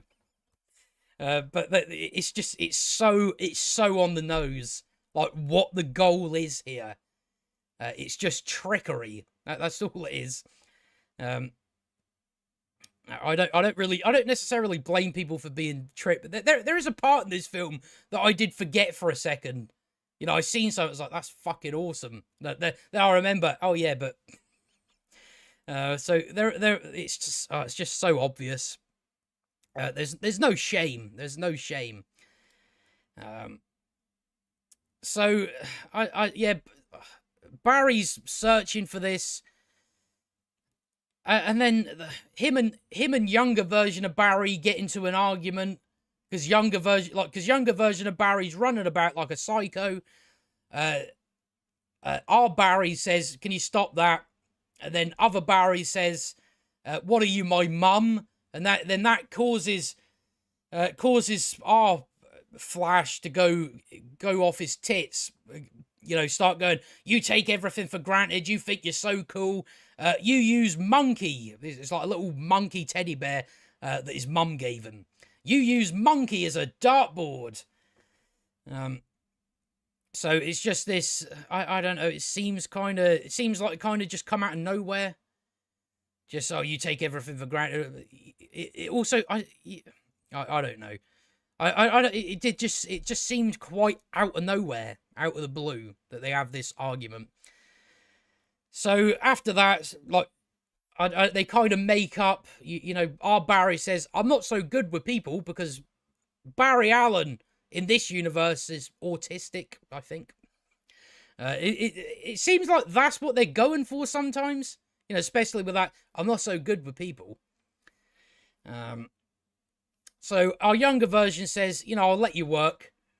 And then, like, it turns out that Michael Keaton has been watching what they've been up to in his Batcave, because, you know, they're in his Batcave. He's got to see what exactly they're up to. So he's watching them, and then Barry goes, "Listen, I know you're probably watching. So if you are watching, you know, I'm sorry about your parents. I'm just trying to save mine." So now he's trying to save his. It's like, what the? Now you're trying to save your parents. You know, again, I have to reiterate, we've gone from I want to save my mum to I want to make sure time keeps on going as it should, to then go, I want to change time completely by stopping Zod, to back to I'm trying to save mine. It's all over the place at the moment. So then Batman just goes, "I'll help you." Again, it's just fucking lazy. It's done in such a lazily way. Oh, he doesn't want to do it for reasons that we're not going to go into. For them to go, all right, I'll do it. That didn't take you long to come back and go, yeah, I'll do it. It took you a couple of seconds, that, didn't it? A few minutes. Took you a few minutes to go from, nah, I don't want to help the world, even though I live on this world and I usually protect people. Don't want to help you for some reason. For no justifiable reason. They don't explain it. And then I'm just going to go a few minutes later, all right, I'll help you. Yeah, but why? What has made you change your mind? For what reason? Again, no reason. It's just like, oh, well, we've got to have Michael Keaton in the film, haven't we? and that's all it is. We're not gonna again. I mean this sort of film, you can see you can see the actual ways to improve this film. Like it's like right there. It's so obvious that the ways to make this film a good film. Whereas with what we're getting, it's just a shit film. It's a really shit film that has been really overhyped. Really overhyped. I mean, from what I've went through so far, does this sound like the greatest superhero movie ever? That's what we were told. I mean, even people are saying that as well. People are still saying that now. Greatest super... It's fucking shit. It's so shit. And again, it gets worse when you bring in the thing, like the selling point of the movie. It gets worse with the stuff that you think it would get better. I don't know how you achieve that. But then again, 10 directors, 10 writers, probably going to go wrong, isn't it? So yeah, Batman's now gonna help them. Barry Allen falls asleep, and when he wakes up at the Bat computer, there's been a file because they're looking for Superman. They're looking to find out where Superman is. So it turns out Bruce Wayne, I don't know, he somehow finds this out. I don't know why. Again, nothing's explained. There's no like, well, how did he? You can't really comprehend. How did you get this? How do you get this information that seems like it would be completely off the books? So yeah, he gives him this file, and it's got the location of where Superman is. So it turns out that Clark is not Clark. Superman. We'll get to it. But from what they think now, it's Superman. That Superman is being held by a mercenary group on a Siberian black site. I don't know how Bruce got that information, but, let's just say that he did. So Barry says to other Barry, we're going to Russia. And they're like, and then the other Barry says, how? And then, remember this theme tune? Remember this theme tune from 1989 Batman film?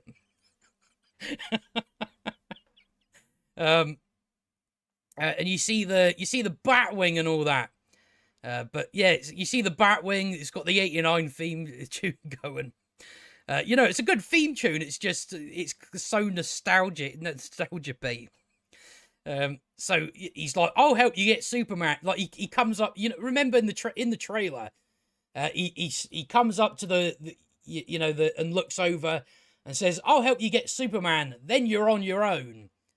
So he still doesn't want to save Earth, even though he should, because he's fucking Batman. He still doesn't. He'll just help them get Superman. After that, I don't care if the planet gets destroyed for some reason. So we get a bit of cringe here. So we have younger Barry Allen going, "You're him. You already know it's him. You already know it's him." And he goes, "Yeah, I'm Batman." They're trying to get, or say the thing, say the thing, but it's like it's done in a way that it's like where he's saying you're him. That Barry Allen already knows he's Batman, so why would he say you're him? He wouldn't. But we need to get Batman, Michael Keaton, to say the thing. Just say the thing. Say the thing. People will literally coom all over the planet. Just say the thing. Doesn't have to make sense. Just say the thing. I mean, already with this film and comparing it to No Way Home, it puts No Way Home up a lot further in how they handled this aspect of nostalgia. Whereas here it's just like really lazy and on the nose. It's just like, what we could do is write a good story, but what we're gonna do is just jangle keys in front of you. Maybe you'll forget about everything else. That's how. Whereas you take No Way Home, there's a lot more effort and care put into it. A lot more stuff put into it. Um, you know, again, as far as the plot goes, the No Way Home doesn't make a lot of fucking sense. But the characters are done really well, and even handling the nostalgia aspect of the film. They just don't do it here. They're not. It's just done lazily. No thought put into it. So then they fly off in Member the Batwing. They fly off in that. So they're now on their rescue mission to Russia. So they get there. You know, they turn up in the old Member the Batwing. And then they jump out the plane. I think Batman jumps out first, and that's the part where I kind of forgot for a minute, where I kind of got pulled in. I'm like, that's fucking cool. It was like the silhouette of the Batwing against the moon, and you've got Michael Keaton's Batman flying down. You know, that's pretty fucking cool. I think it just, apart from the CGI, I guess. But other than that, just the silhouette of it all looked really quite cool. So it got me there. It got me a little bit.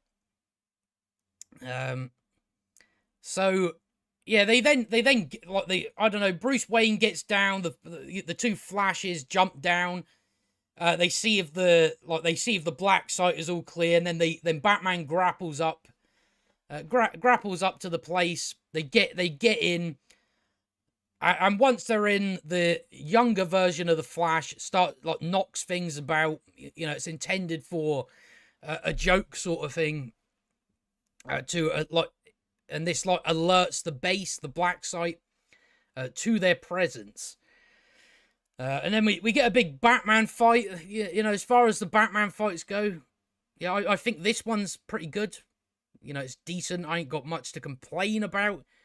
That there is a particular fight in mind later on that doesn't make sense at all for Batman. But we'll talk about that eventually when we get there. Which is probably going to be a while now. Alright, so yeah, Batman beats them all up. And then they run through to where, supposedly Superman is being kept. Batman is about to hack into the thing to open it up and release Superman. The Flash ends up trying all different combinations really quickly. So that worked, and they gain access to Superman. Turns out it's Supergirl. It's a version of Supergirl, of Kara. And then what Batman... they go, oh, it's not Superman. And then Batman says, oh, it's not him. Let's go. Oh, I'm sorry? Let's go. Because we all know Batman's known for not helping people. He just go, oh, it's not Superman. Fuck it. Let's go. Let's leave this woman in a state. Clearly looks like she's drugged up, I can't say it. Malnutrition. That's it. Looks really ill. Like, she's been tortured. And Batman's just like, it's not him. Let's go. Why? Out of all people, you have him say that. I for people that really like Michael Keaton in this film, I just don't get it. I don't get it. Just all these little things that just does damage. So yeah, that's what Batman says. It's not him. Let's go. But we're not gonna save the woman. No. So of course, the Flash has to say, well, we can't just leave her there. She doesn't look well. We can't look at her. So he has to convince Batman to go, all right, then let's take her. I don't know why Batman isn't the one going, right, well, pick her up and let's get out of here. So we've now got Supergirl has entered the story. We got our Supergirl now. So now it's on to, we're going to change the timeline, even though that's not what I wanted to do. And I know that would have catastrophic effects. But we needed Bruce Wayne. We needed Michael Keaton in the script, so we done it that way. Right, where are we now? I'm kind of lost on the page. So yeah, they leave with Kara.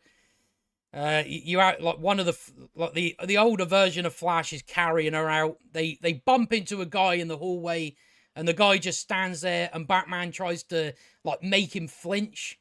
You know, he goes like that at him, like to get the guy to run off. But the guy pulls out a gun. Other Barry, our younger version of Barry, he goes to sort the guy out. He ends up getting shot in the leg himself. Then saved by Batman. And then they finally make for their escape. They got more of these guys on their tail. Batman just throws them down this chute. You know, it's like kind of like it's got like a certain slant on it. But he like throws the like. Let's see if you can see my hand here. So he like throws them off at quite a height. So it's about, you know, it's quite like there's a curve in it, I guess. And like he chucks the both of them like fucking down here. I'm like, fucking hell. Just throw them down there. One of them doesn't even have powers. So he throws them down like this little chute. He also has a bat measuring tape. Right. That's Batman has a bat measuring tape. I never thought I'd see that or say that, but he has a bat measuring tape. Right. He pulls it off his shoe. It's a yellow tape that you measure things with. He's got that in his boots. So then what he asks, oh, what weight? They get on like this little platform that I guess is concrete, and he puts explosives underneath so the explosion will thrust the little platform up and out of the roof. You know, I do question that if that would work that way. But I don't really give a shit to get into it enough. So then we get the really, really, really, really bad CGI fight for Supergirl. Really bad. But it's fine, guys. That was intended. That was intended, apparently, the director said. It's supposed to look bad. It's supposed to look bad. Apparently. It's just cope. So, yeah, we've got that fight goes on. It's really bad CGI. Some of the worst I've seen, I think. You know, for like a big budget movie. Batman gets grazed by a bullet. You know, there's just this big fight going on. So that's who we've got. But yeah, he's like been grazed by a bullet, and then we cut back to Wayne Manor after this fight. And he's sorting himself out. You know, sort of like the little cut he's got on, sewing it up. And then I guess he has this sort of look on his face, like he's enjoyed the sort of thrill. He's missed the thrill of what it was like to be Batman. You know, whatever really, because they don't really put much into it. There's not much effort because they try and have a payoff later on, and it's just like, yeah, but you haven't done the groundwork, have you? You haven't done any of that, so I'm not giving it to you. I'm not giving it to you. You've done it in the most lazy way. So we find they talk to Supergirl. Supergirl's like, Kal-El never made it to Earth in this universe. Well, she doesn't say it. They add on the universe part, but she says, "Oh well, Kal-El's pod got knocked away from mine, and he hasn't shown up yet." So that answers your question. Devontae, that answers your question. That's how they justify it being Supergirl. Is like in this particular universe, he doesn't make it to Earth. She does. He gets knocked off course. We find out certain differences later on as well. Also, to point out, for some reason, she has a Supergirl suit from somewhere. She's like the way they tell it is she's been in this black site for many years, like for a long look. Yet she has a Supergirl suit. It's on Bruce Wayne's table. I don't know why. It's just there. I don't know why they done it that way. That she's got a Supergirl suit, even though she's been locked up her entire life. Right? Okay. I don't know where you get it from. Did the black site keep it? How long have you been in the black site? It just brings up all these questions. But it's just there. It's like really strange. Right, so then we're now getting to the part where we're gonna make a return to the Speed Force. Barry's gonna get back his powers. Right, great. I'm just making sure I haven't missed anything here. I'm just making sure. Right, no, that's right. Yeah, we're about to get to that. I'm just making sure I'd written this in the right order. So what Barry wants to do is recreate the conditions of his powers so he can get his powers back.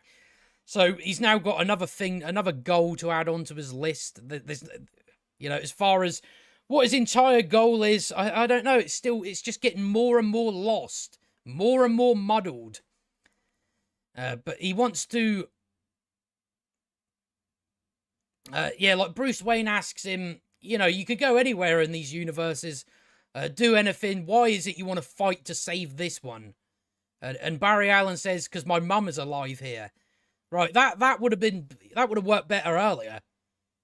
That would have worked a lot better earlier. So, because now it coming up now, it doesn't. Nah, it's not a justification for suddenly going, I want to stop Zod. It's not a good. You need a lot more than that. So I guess they're attempting to justify it with that. Yet when we actually have that scene, he just changes his mind out of the blue. There's none of this thing like he thinks of his mum, and then he goes, "Let's stop Zod." You need something like that, but they didn't do that. Didn't do that at all. But yeah, as I wrote in my notes, no, you just wanted to save the universe because we need Batman to show up. And that's the only reason. So then Bruce Wayne goes into a thing which I guess is all right in itself. He's like, my parents dying, that pain made me who I am. I'm not sure who I am without it. I spent a lifetime trying to right the wrongs of the past, as if fighting crime would bring them back. You actually did it, so I'll help you. Right, okay. That's a long way just to get to, I'll help you. You'll help him because he actually did it, right? Okay, I guess. You have other Barry, because other Barry doesn't know that our Barry, his mum died. He doesn't know that, so we do it in the typical way we do in most things. Is he's sitting under the platform and he overhears that this Barry's mum died, so he now knows about it. Kara has went off to see Zod for some reason. I say for some reason because then she comes back to Wayne Manor. But all she does is she flies over to where Zod is. Zod is talking to the military man. And, Zod is like, we gave you your chance, now we're going to kill you all. And then Kara just goes, no, from a distance. And then this eventually gets to Michael Shannon's ears. And then he looks at her. Goes, you're the one I want. Well, he just looked, and then it cuts. And then in a minute, Supergirl goes back to Wayne Manor. So what was your goal here? Why the fuck did you go to see Zod and not do anything? Because you would just assume, well, she's going to fight him, isn't she? But no, she turns up, says, no, from all the way over there. Says no. And then she leaves. Right, okay. I don't. That's what I was saying about Supergirl at the start of it. She doesn't quite make a lot of sense. There's nothing. There's not really a character there. I guess that's what's missing with Supergirl. She's barely in it. Doesn't have much of a character. So anything she does is like, why did you do that? Like, for what reason? So she's done that. She said no. Then she flew off. Right. Okay. So then we finally, they're enacting this plan to recreate these circumstances where Flash got his powers. So there's a big, they got a kite flying outside the Batcave. They got Barry trapped to this chair with just with his top off. He's strapped here. He's got all the chemical stuff beside him. And then a lightning strike. You know, it's lucky that day the weather was like that. Very lucky that. So the lightning comes down, hits him. You know, he's like, you know, he's laying there like he's fucking gonna die. And he's like, do it again. And then as Michael Keaton goes to do it, the entire thing that they were using fries. So they can't do it that way anymore.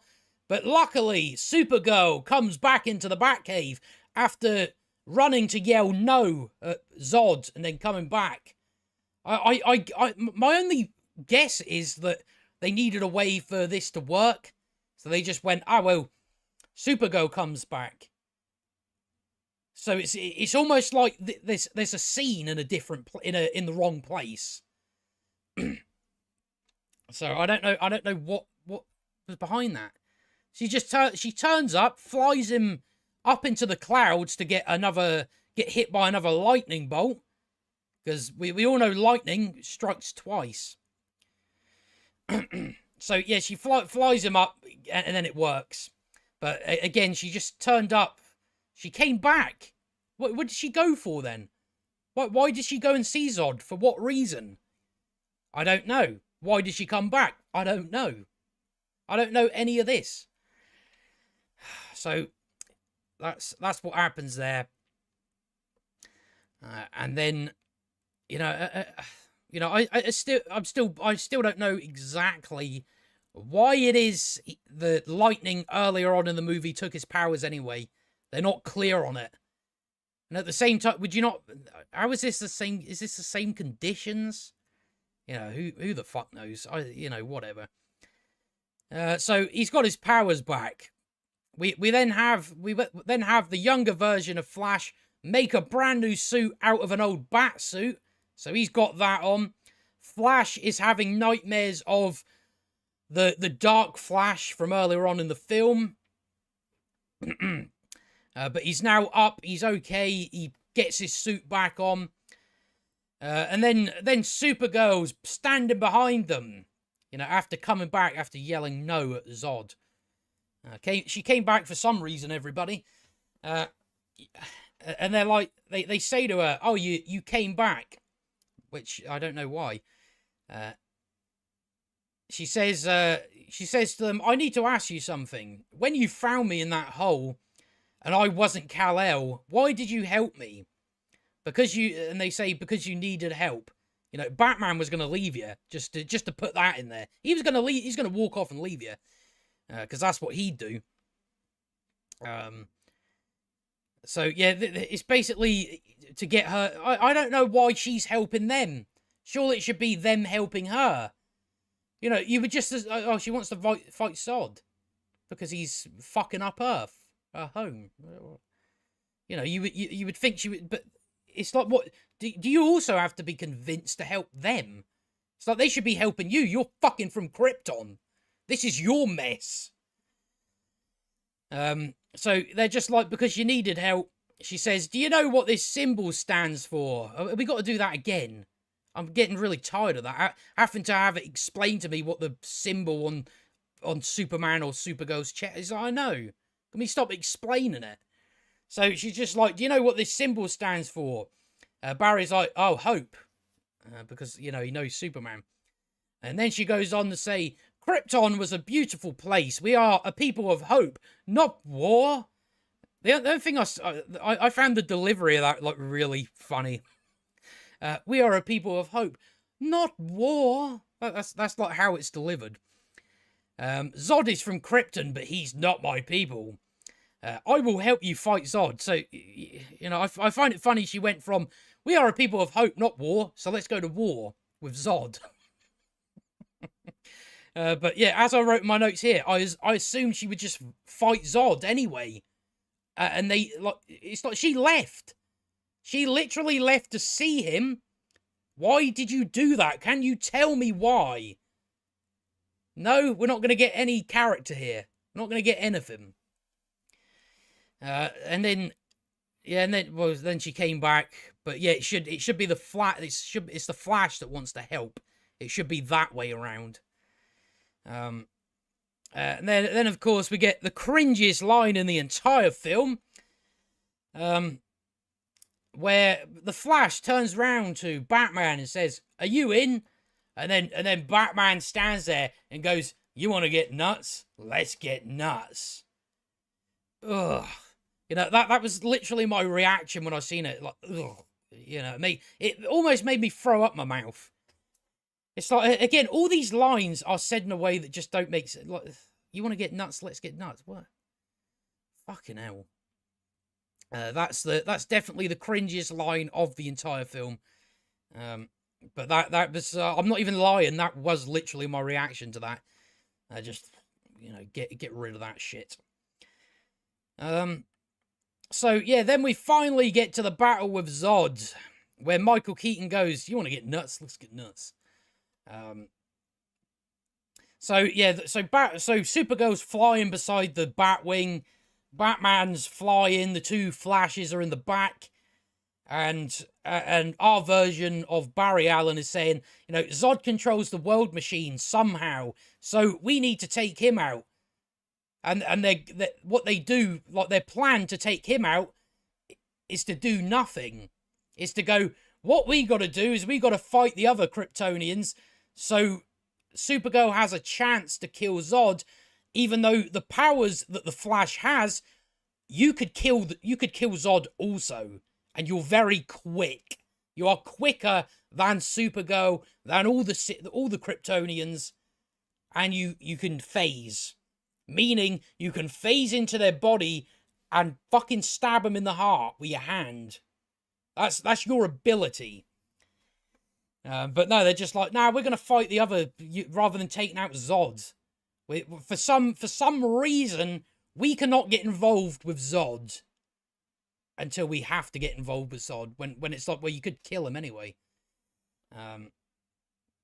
So, you know, Batman's like, I don't know. Wait, Barry says, like, you know, it's me and you against the Kryptonian army. We need to buy Kara enough time to take out Zod.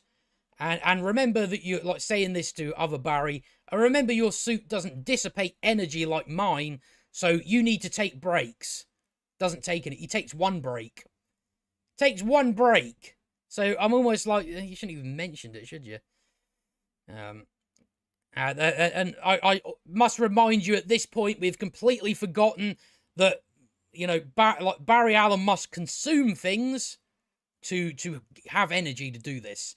That's now gone. We're not doing that anymore. We don't want to do it. We don't want to account for it.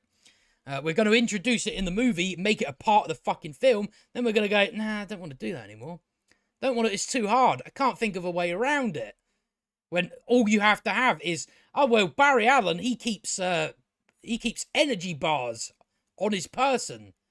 They went to a shop before they came here with energy bars. So all you had to do is very simple. So, you know, as I've mentioned, the Flash can still attempt to take out Zod. There's no reason to just leave it up to Kara. You know, if you've got the chance, go for it. Don't just go, nah, I'm not going to get involved. So then after that, a missile fires and Kara punches through it and all the flames go back into the Batwing. Right, maybe don't do it that way. Maybe move it over a bit. Don't just go, I'm going to punch it and then the explosion going to go in their fucking faces. So that's what they do. A missile fires, Kara destroys it, all that sort of stuff. And then Kara, like, finally flies off to Zod. And you've now got the two Flashes. I believe Batman has gone in the air. He's taken out the ships and all that stuff, which is, yeah, that's a good thing to do, because you're not, you know, you don't have powers. Yet later on, he decides to fight a Kryptonian. It's like, what are you doing? You're not going to win. You're not going to win. You know, it doesn't. Again, it's something that doesn't make sense for Batman to do. It's like Batman is someone who's very tactful. He's good at tactics. So he would figure out a way. Right, I can't get near him because they beat me, so I'm gonna have to do this from a bit of a distance. But we'll get to that.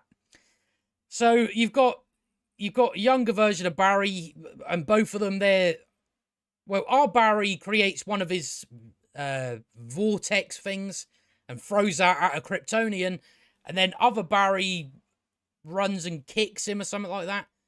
But there's one before where younger Barry gets a cut on the cheek. There is a specific reason for that. But we'll get to that at the end of the movie. We're pretty much getting there. We're not far away from the end now. I think this is like the last 20 minutes, 25 minutes. So yeah, they do that, but Barry gets a cut on the cheek, and then like he's also because younger version Barry's suit, his suit doesn't dissipate energy, so he must take breaks, otherwise the energy will end up too much for him or something like that. And like you start like the lightning bolts, like the blue lightning bolts start going sort of haywire on him. So I don't know what they do, whatever. So the Kryptonians, what are we doing? So that's when he creates the vortex, throws it at a Kryptonian, and then other Barry runs and does a big kick in his face when you could phase through his heart. The thing I did actually forget to mention this, that when they took on the first guy, when other Barry got cut, the Kryptonian cut him as he ran by, our version of Barry stopped, and he phased through his heart, the Kryptonian's heart, even after saying, we can't kill the Kryptonians. You just killed a Kryptonian. I don't know why you think you wouldn't be able to kill a Kryptonian. Again, they can have, the Kryptonians can have really strong, skin. You can't get through it. But if you've got the ability to phase through it, then you can get through to the stuff that would affect them. You're able to do that as the Flash, because your hand is phasing. So, and he literally does that, yet they still go on to punch people and stuff. Phase them. Phase through into their heart and kill them. Don't waste energy punching and kicking. Just phase through their heart. That's all you got to do. That's all you got to do. They're not doing it. They're not doing it. And it becomes very frustrating when they could just do that and take out pretty much all of them. Even Zod. They could even do that with Zod.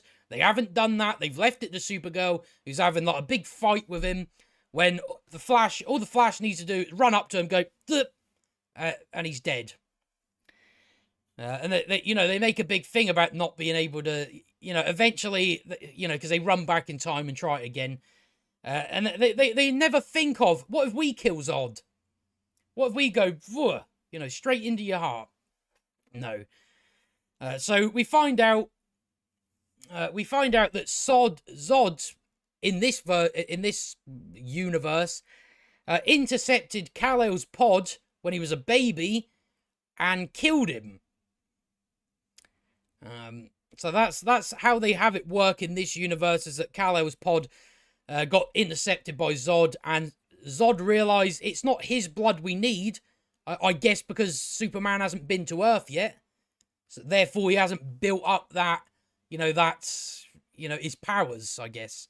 So that's why it's actually Kara they need. And they killed Kal-El, so Kal-El was dead. So of course Kara reacts very angry towards this, as you would expect. Batman decides to, he starts destroying ships. He's flying about with the da-da-da-da, with that theme tune going on. And then, so this is the part where we get Barry creates one of his cyclones and throws it at a Kryptonian, and then other Barry runs in, kicks a guy. Yeah, but a minute ago you phased through their hearts, meaning you didn't have to keep punching them, because you're not really going to do much damage to a Kryptonian by punching them. Whereas if you phase through that, they're all dead, all of them, and you can sit and have a rest. But no, they're acting as if they can't do that when we just seen it. We just seen them do that, and now they're like, nah, it doesn't work that way. No, I seen you do it. And the idea that it wouldn't work that way if we didn't see that, it doesn't make any sense. So that's really annoying. So yeah, their plan is essentially we're just going to run around in circles and beat them up when we can just kill them. So then Batman decides, I'm going after the big ship. He shoots missiles at it, and then that shoots at him and hits the Batwing. And then he gets trapped inside and can't jump out. He can't use the eject button. It's broken for some reason. So he ends up he goes kamikaze. He just smashes into the ship, which I don't think does anything because the ship is protected by a shield. So there's not really much he can do. So he dies. He's dead. And then Kara gets stabbed by Zod. Right, so first of all, a Kryptonian gets stabbed with a knife and dies. No, that's not how that works. You know, if you stab Superman or Supergirl with just a knife, that's not going to affect them, is it? Because they've built up this immunity to things like that. But no, a knife kills her. So it's like that. It doesn't work that way. It does not work that way. The knife would have just bent. It doesn't matter if it's a Kryptonian holding the knife. It's still just a knife. So it doesn't matter how hard he's pushing. That is not going in her. But we're supposed to believe that it is. That's killed her. It doesn't make any sense to me. But again, like as I mentioned in my notes, probably quite a lot in here is, you know, that's why the Flash could have killed Zod. He could have phased through him. And it's a done deal. But no, they didn't do that, even though we've seen them do it. I guess they didn't realise that was in the film. So then Zod takes her blood, and then he flies away. And then it's after that Batman dies because he kamikazes into the big ship, I think. And then that's when our younger version of Barry then decides to go back in time to save them both, you know, in the same vein as the Snyder Cut, you know, in the same way as that. He goes back a few minutes to attempt to save them both. And then they go back to when they were running around punching guys when they could just phase through them. And that's the part they tell Batman. That big ship is shield protected. So so Batman goes, all right, I won't, you know, do nothing. You know, I don't really know why Batman wouldn't really consider that anyway. That, oh, maybe it's like it's not going to do anything to the ship. So yeah, you know, you would consider that because you would think the big ship, that's clearly the important ship. So that's probably the one that's going to be most protected. I would really just stick to going after the smaller ships. It goes, so then he just, rather than go after the ship, he then decides there's like a big massive Kryptonian. Pretty sure he was in Man of Steel. It's like a giant one. And then he's shooting at him, shooting missiles at him. And then he ejects out of the Batwing. So he jumped, but we'll come back to that in a second. And then other Barry, he tries to help Kara by speeding around Zod rather than just fucking phase through him. Just phase through him. You can tell how annoying that's becoming for me now. It's just really annoying that they just won't do it. It's like, do it. You've just seen them die. You've come back to save them again, and you haven't thought to maybe phase through them and kill them. No, you're just gonna run round him. That's all. You run round him, punch him the odd time. What is that doing to a Kryptonian punching them? It's not doing anything. So you would just go phase through them. That's what they should be doing, but they're not doing it. All right, I need a quick drink here because I've been going for a very long time. It's gone in pretty quick.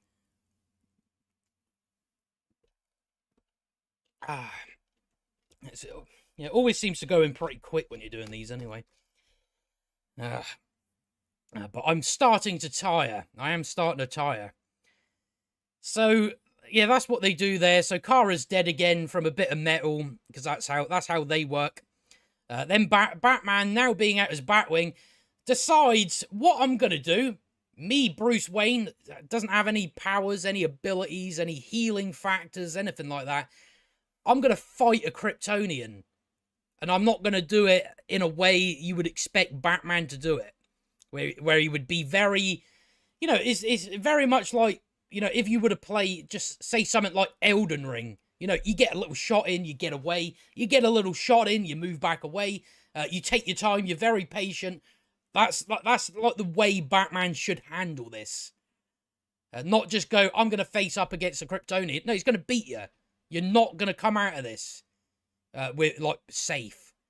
But it's the same as that. Just like you play a game that you get in a couple of hits, move back, couple of hits, move back, and you just do it like that until eventually you kill the enemy. So that's what Batman's actions should be. That's what I would, even with Michael Keaton Batman, that's what I would expect. You know, he's smart, he's tactical, so that's what he should be doing. But no, he goes, I'm going to start punching him. He uses like his explosive. He attaches his explosives to the guy. He's also grappled to the guy, which you know, as we've seen pointed out in The Mandalorian, don't grapple yourself to an enemy because it means they can fling you about. They don't do it in this, but that's probably what should have happened. So that's why I would maybe not do it. So yeah, he's like putting explosives on him. The explosives are blowing up. They're not doing anything to the Kryptonian because, well, it's Kryptonian. I get, you know, I guess that the Kryptonians at this point that have come in Man of Steel, they're not, you know, they haven't got enough power from the sun yet. So you're basically in with more of a chance to kill them, which I'm now realizing, yeah, that makes it even easier for Barry to kill Zod, which they still haven't done. They haven't thought of it, even though they brought it up in this film.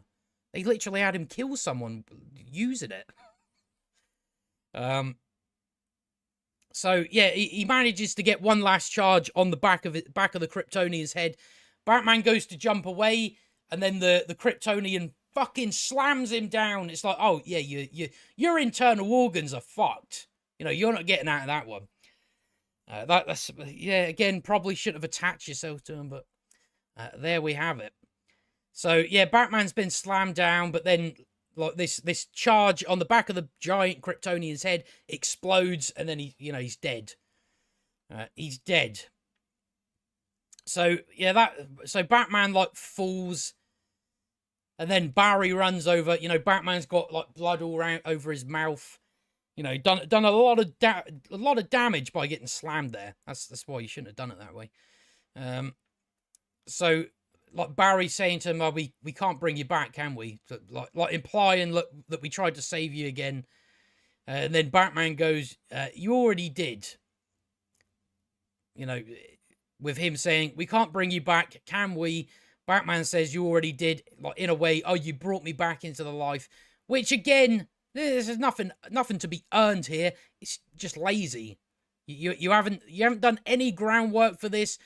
You know, again, I have to come back to when you introduced Batman into this film, and he said no to stopping the destruction of Earth. Then what you should have done was had him justify that by, I feel like I can't do it. I feel like I just get in the way. I'm a bit older now. I haven't done like all these reasons. You know, if you had put that in here, that would have been a lot better. But with what they done, it's just more laziness. More laziness, but that's 2023. That's what we get out of movies these days, isn't it? Laziness. So I'm not going to give them anything for that, because they you know, unless I could even see that, you know, the amount of reshoots on this film, that maybe they did actually have a scene for his reason to why he didn't do it. I could see that actually being the case, that they had that in there and they took it out of the film, when it's like that's a very important detail on why he would pass up on wanting to stop someone who's going to destroy the Earth. So Batman dies, and then the big giant Kryptonian gets up again, even though his fucking head was blown up. Okay. They then blast their, you know, Barry does his, I'm gonna throw lightning at you. Phase through him. Phase through his heart. Please do it. You already did it earlier. You already did it with a Kryptonian. And they're still like, we're going to waste energy. No, just do that. Just go fucking into your heart. And it's done out of the way. No, you're still not doing it. Still not doing it. They're wasting energy here. Speaking of energy, we've now forgotten that they need to eat food for energy. They haven't done that in a while. They forgot about that. So yeah, the big giant Kryptonian explodes or something like that, and his suit goes everywhere and smashes into younger Barry, like sticks in his arm. So he's got this big massive claw sticking out his arm, which he then used to, you know, you remember the woman Kryptonian. I forget her name now. I forget what her name was. He uses that thing to slice open the Kryptonian. I don't think that would work either. I don't, you know, fuck knows. But you know, it still doesn't justify Kara being killed by a knife, because Kara's been on Earth a lot longer. So even if you were to say, oh well, they haven't been here long, they haven't built up an immunity to things like that, it's like, well, I don't see just a blade, you know, affecting any of them. Whereas, as I mentioned, phasing, you know, it doesn't matter how hard their skin is, you can still phase through that. You know, that's the whole point in it. So they then go like it's like the younger version of Flash. He's not willing to, you know, let this go. He's going around trying to save them again. You know, it doesn't work. And other Barry, like younger version of Barry, he keeps going, he keeps trying. He's desperate to make this work. Just can't accept for, you know, things how they are. Yeah, apparently it's an inevitable intersection. So it's something, you know, as was pointed out with the spaghetti, that still doesn't make sense. That when the spaghetti crosses, like the timeline crosses, there's an intersection. You know, there's an intersection there. That's just, it's something, you know, it's an event that must happen. That, you know, this universe they're currently in must die. There's no way around it. That's what the plan for this universe is. Or this timeline, or this whatever the fuck. That's what the idea behind it is. There's nothing they can do. There's nothing they can do. It's a fixed time. That within this timeline, within this universe, that's like Zod destroying Earth. That is just, it's going to happen. But, you know, younger Barry just can't accept that. So then like our Barry explains, you know, I went back in time because my mum died, which, you know, younger Barry already knew because he heard it. And Barry's saying, you know, I have to, you know, he's finally coming to grips with, you know, I have to undo what I did. You know, unfortunately, there's nothing, you know, look at this damage. That we're because at this point they're in the chrono bowl, they're in the little time bubble. So like younger Flash is like, no, we can save her, we can save our mum and them, we can save them. Barry's like, no, we can't. This is what Bruce was talking about. Remember when Bruce told us how time travel worked, even though he didn't actually time travel himself, so he knows nothing of it. But yeah, that's what Bruce was talking about. We can try a million times and we still can't fix this. No matter what we do, this world dies. You know, he looks around. There's all these tears. There's all these tears in the bubble. Like, you know, tear. I don't. You know, it's just a tear. Where it's like, oh, you know, look at the damage we're causing. And then younger Barry is like, you know, I was just doing my laundry. You came back and told me I was a superhero, and now you don't want me to be one. And then he goes kind of mental. He goes, you know, guess what? I am the Flash, and I can save everyone. And then younger Barry says, not every problem has a solution. And they flash back to, it's, you know, something his mum said. I guess the only criticism I would have of this, like, they have like they have like a really young version of Barry doing a math question. It's like, well, those problems have solutions. So I don't know why you've used the math sum for that. But that's, you get the gist of what they're going for. Like, this problem, doesn't have a solution. So Barry's explaining to younger Barry, sometimes we just have to let go. So he's now coming to the realization of where he went wrong. He should have left time as it is, as these are things that you just got to accept. You just got to accept whether it's these tragedies. It's nothing you can do about it. It's just things you have to leave alone. It's now become a part of you. That's what they've been going for throughout the film. And now Barry is realizing this, even though I don't know why it took him this long. But he's now realizing this, and we'll get to it at the end. But they completely drop the ball at the end. It contradicts the entire message of the movie, and it's I don't know how they did it. It's so annoying. It's essentially got the same problem Guardians 3 had with Peter Quill. Is they do all this setting up for what sort of arc he's going to go on, and then they drop the ball at the end. It's the same as Guardians 3 in that aspect. So he's now come to that realization. Younger Barry's like, what? Let go of Mum. And Barry's like, she'll always be alive somewhere in time, just not for us. So he's like, I've got to go back and put things right. And younger Barry's like, you want to kill Mum? No, you're staying. So then younger Barry tries to save Kara again and again and again. And then, like, our Barry gets grabbed by the Black Flash. No, the Dark Flash, the Black Flash. The Dark Flash is another speedster. So he gets grabbed by him. And our Barry says to him, I'm the Flash, what's your name? And the Dark Flash says, I've lived more than you can dream. So, as you would expect, Barry says, that's not what I said. It's not what I asked.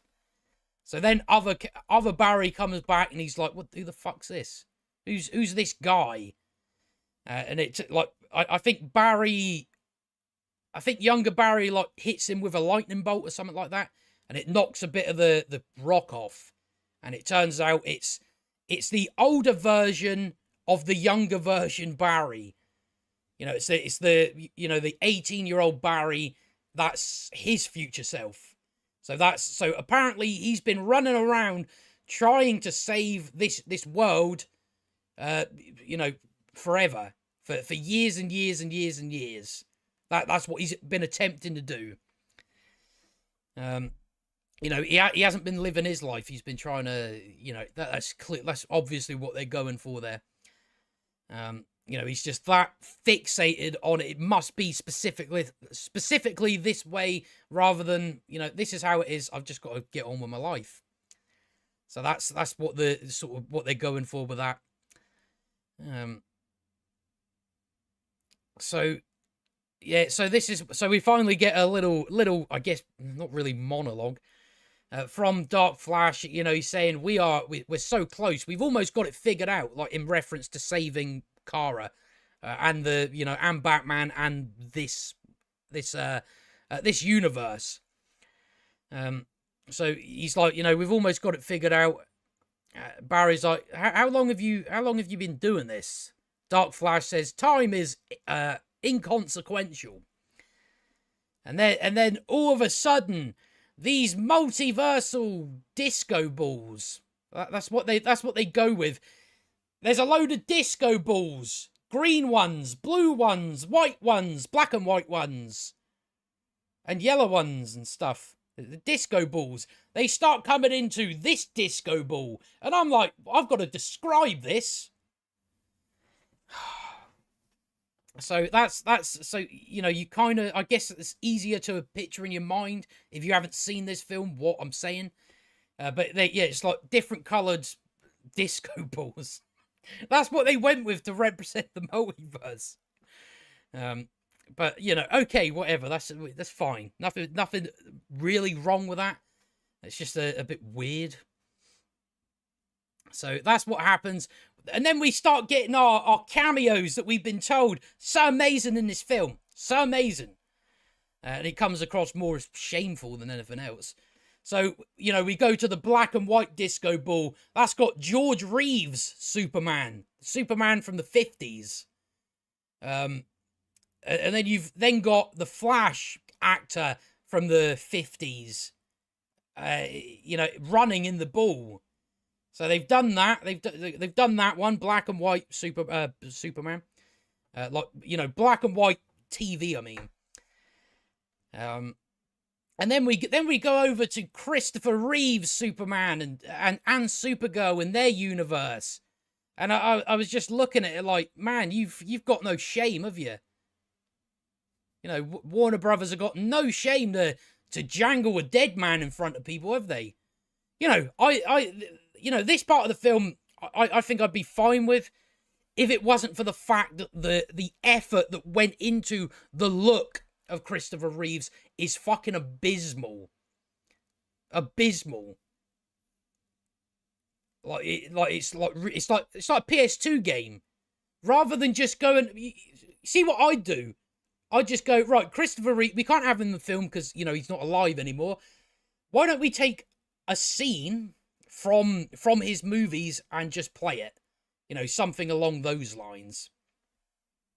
But no, they've just got horrible CGI. He's just staring dead like that.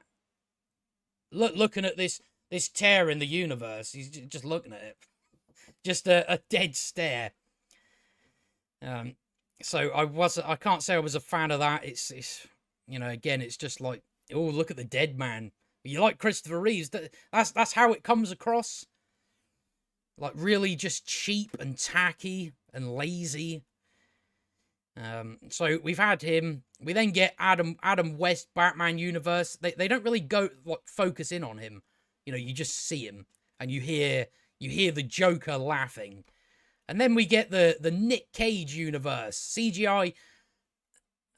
Nicolas Cage is alive. Why have you done CGI Nicolas Cage?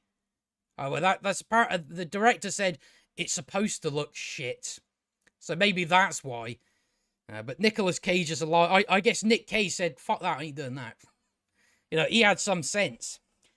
But, you know, I do kind of laugh at the fact that some people won't even get what that is. Like, what the Nicolas Cage Superman is. But I've still got that documentary to watch about his, you know, he was meant to be playing Superman. And then it didn't work out. But they did have like a concept for it. He's fighting a spider, and then he looks, oh, what's going on out there? With that tearing in space. So we've had that. And we don't get, you know, you would think they would get Grant Gustin. You know, that I think is quite, you know, that's a very poor decision. It's like, you know, Grant Gustin played the Flash for 10 years. And you're not going to have him here. You know, it's a bit, you know, especially when like Ezra Miller has been in his show. That's, you know, that's a bit, you know, a bit wrong there. So I don't know, you know, get Grant, well, again, why would you bring in Grant Gustin? Like, because Grant Gustin's a better Flash than Ezra Miller. Grant Gustin actually is a lot better suited to the role of Flash. You know, first 2 seasons of CW Flash, pretty good. And I think Grant Gustin was, you know, a good choice for that role. And they're just like, nah, fuck him. We're not having him in our film. So I think that's a bit shitty. So we then have our version of Barry Allen saying, look at what's happening to these worlds colliding and collapsing. We did this. We're destroying everything. You have to stop. And then the Dark Flash gets really mad. He says, I'll stop when I've fixed it. So just really, really obsessed over this. You know, he's saying about, like the Dark Flash is saying, you know, it's not entirely your fault, Barry. I pushed you out of the Chrono Bowl that September 29th, so you could start me on this path. So basically, like when Barry Allen was trying to save his mum, the Dark Flash kicked him out of the Chrono Bowl, and you know, it was him that done it. So then he'd go into his house, and then he'd train this Barry Allen to get his powers. And then Dark Flash goes on to explain, how do you like our endless paradox? I made you create me, and now you're the one in my way. No matter how close I get to winning this fight, no matter how close I get to winning this fight, you go back and let Mum die. So it's almost like no matter what you do, it's not going to change anything. So why the fuck are you doing it? You're still convinced? No. Another 10 million times. Got to do it another 10 million times until I can be sure. So, yeah, it's just like, you're the inevitable intersection, and you do have to let go. You're my hero, as in, he doesn't want to do this, but he sees no other way. I'm still surprised you're at 1 million times and you haven't tried this before. You haven't thought, what if I kill that Barry Allen? No, I guess by the looks of it, it seems like this is really your last option. But you'd think after a few million times, you go, yeah, maybe I'll just do that then. If you're that obsessed with getting it done. So he then goes to stab Barry, but then younger Barry, he saves him. He jumps in front of him, and so then Dark Flash stabs basically himself, and then he erases from the timeline. And that the younger Flash dies. So then after the younger version of Barry dies, our main Flash, he then runs back in time and goes, right, I'm gonna, I've realized what I need to do, and he puts it right again. He does talk to his mum, but his mum doesn't know it's him. Again, I quite like the scene for what it was.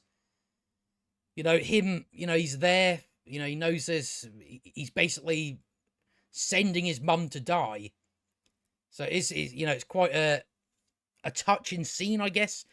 The problem I have, again, it's all in the execution. You can have these good scenes and some good setups and stuff. You can also fuck that up, like really badly. So that's what happens here. After talking to his mum, his mum gives him a hug and all that. He then he takes the tin of tomatoes out of a basket and then puts it back on the shelf. So putting it back to normal and how it was. Right, let me see, just to make sure I get this right. And basically what has happened is the Flash has changed something again. Right, you didn't learn your lesson, did you? You've completely made this film useless and a waste of time. You completely dropped everything. The whole thing was, no, he has to realise that, he has to accept these things and the way they are. Like, as in, he shouldn't be changing time for this. But then he does it again. He put what he does, because, as I mentioned earlier, the video evidence of his dad getting a tin of tomatoes doesn't look up at the camera. So what Barry does is go, I'll put all those on the top shelf. So when he comes into the shop later on, he looks up to reach up for the shelf. Completely contradicting the point of the movie. I don't know how you do that, but then again, Guardians 3 done that as well. It's a very similar thing. Pretty much the same idea. The same idea here is the same pretty much with Peter in Guardians 3. Yeah, at the very end, they missed the point that they were making. So he's now changed it again, which means, oh, right. I don't know why you keep thinking there's loops. There's no loops to this. You should have figured that out by now. So now it's just like, this film's fucking pointless then. There's no point to this film. What point were they making? Because it's now, the message I'm getting now Well, no, actually, you should try and change everything, not accept it. You know, that's the message they're going for now, I guess. Okay. Fuck it, honestly, the incompetence of writers is really annoying me. So that's what they do. Barry goes back to present day. He goes to the court where his dad is having his hearing, his appeal, and they play the evidence, and his dad looks up, contradicting the whole point of the film. Good, but the film was shit anyway, so it don't make no difference, does it? And that's what happens. He then comes out of the courtroom. Bruce Wayne calls him up. Or is it before? No, not yet. With Iris turns up. You know, she's definitely important to the story. She's got a lot of chemistry. No, none of that. Not very good actress either. She's just like, do you want to ask me out for dinner? That's all that is. I'm like, I don't fucking care. And then Bruce Wayne calls him up. He's like, all right, Barry, I'm turning up at the courtroom. He turns up in his car. He gets out, and it's fucking George Clooney. So, right, yeah, so he hasn't put everything right. You know, maybe you shouldn't have moved those tomato cans. Maybe if you actually learned your lesson and you did go on an arc, maybe you wouldn't have made that choice, but you did because the writers are fucking stupid. And now you've got George Clooney as Batman in this film. He's not coming back for anything else. It's just a little thing at the end. Ezra Miller's tooth falls out. He's like, oh shit, you know, I fucked up again. And that's it. That's the end of the film. We made it. We made it in only 2.5 hours. But, you know, as you can tell, very, very bad film. Very bad film. It's even worse, actually, talking about it. You actually realise how much worse it is. You know, there's a difference between taking notes, and then when you actually talk about it, it's like, holy fuck, this is a really bad film. A really bad film that, you know, looking at the score... I'll actually look at what the score is. On Rotten Tomatoes. Because it doesn't look like it's going to be making a lot of money anyway. I think it's like 70 million opening or something like that. Well, I think in the previews on Thursday, it earned 9 million. And that's worse than The Little Mermaid. So let's have a look. So it's 85% audience score, 67% critic score. Right, I don't know how the fuck it got to that. But okay, so that's where we are with that. But yeah, that's a pretty bad film. I don't know what more I can say about it. Just, you know, to actually miss the entire point you're making and contradicting the point you were making at the very end. I don't know how you do it. I don't know how you do it. But that's the talent pool of current Hollywood. They go, no, we've got to have I guess the idea was they wanted a happy ending.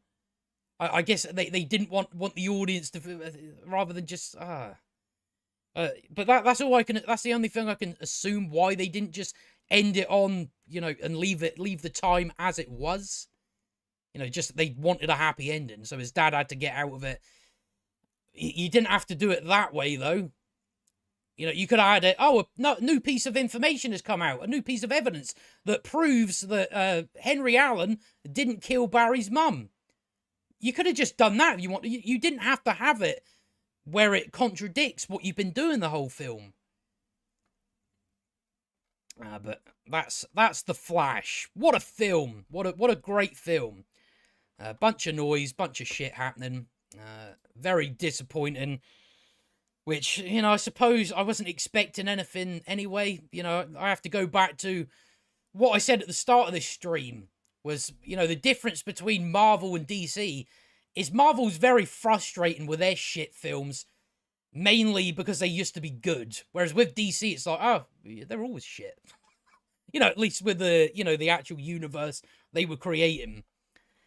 But from what I hear, the post-credit scene is Barry hanging out with Aquaman, talking about time travel. And that's it. That's all. We don't know who killed Barry's mum. All right. Again, this film would have been a lot better with a Reverse Flash. It would have made a lot more sense. You could have actually had someone who did time travel explain what time travel is, instead of Bruce Wayne, who's never time traveled. You could have done that. It could have been a lot more to it, but we had to opt for nostalgia bait, lazy nostalgia bait. That's, we didn't put any effort into it like No Way Home did. They put a lot of effort into it. They actually added more to the characters, where here we didn't get any of that.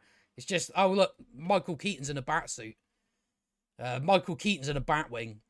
Michael Keaton's got his theme tune. That's the only thought put into this movie. And with that, I'm probably going to finish up anyway. Because we've been going a lot longer than I thought we would. I thought I was hoping for maybe an hour and a half stream. We've ended up 2 hours and 40 minutes. But they turned out to be a lot to talk about. But that's the Flash. We've done the Flash. That's fully broken down. I've now got because I made a new channel for scripted videos. I'm currently working on a Guardians 3 script to sort of, I guess, analyze that. I'm hoping to have that up, the end of this week coming.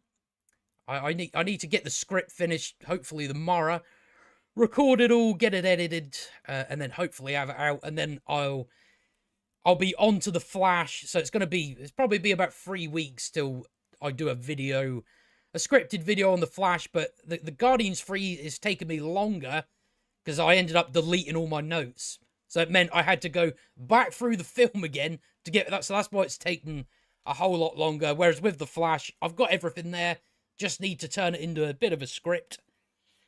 So I'll be doing that. But the next film we've got is Indiana Jones and the Dial of Destiny.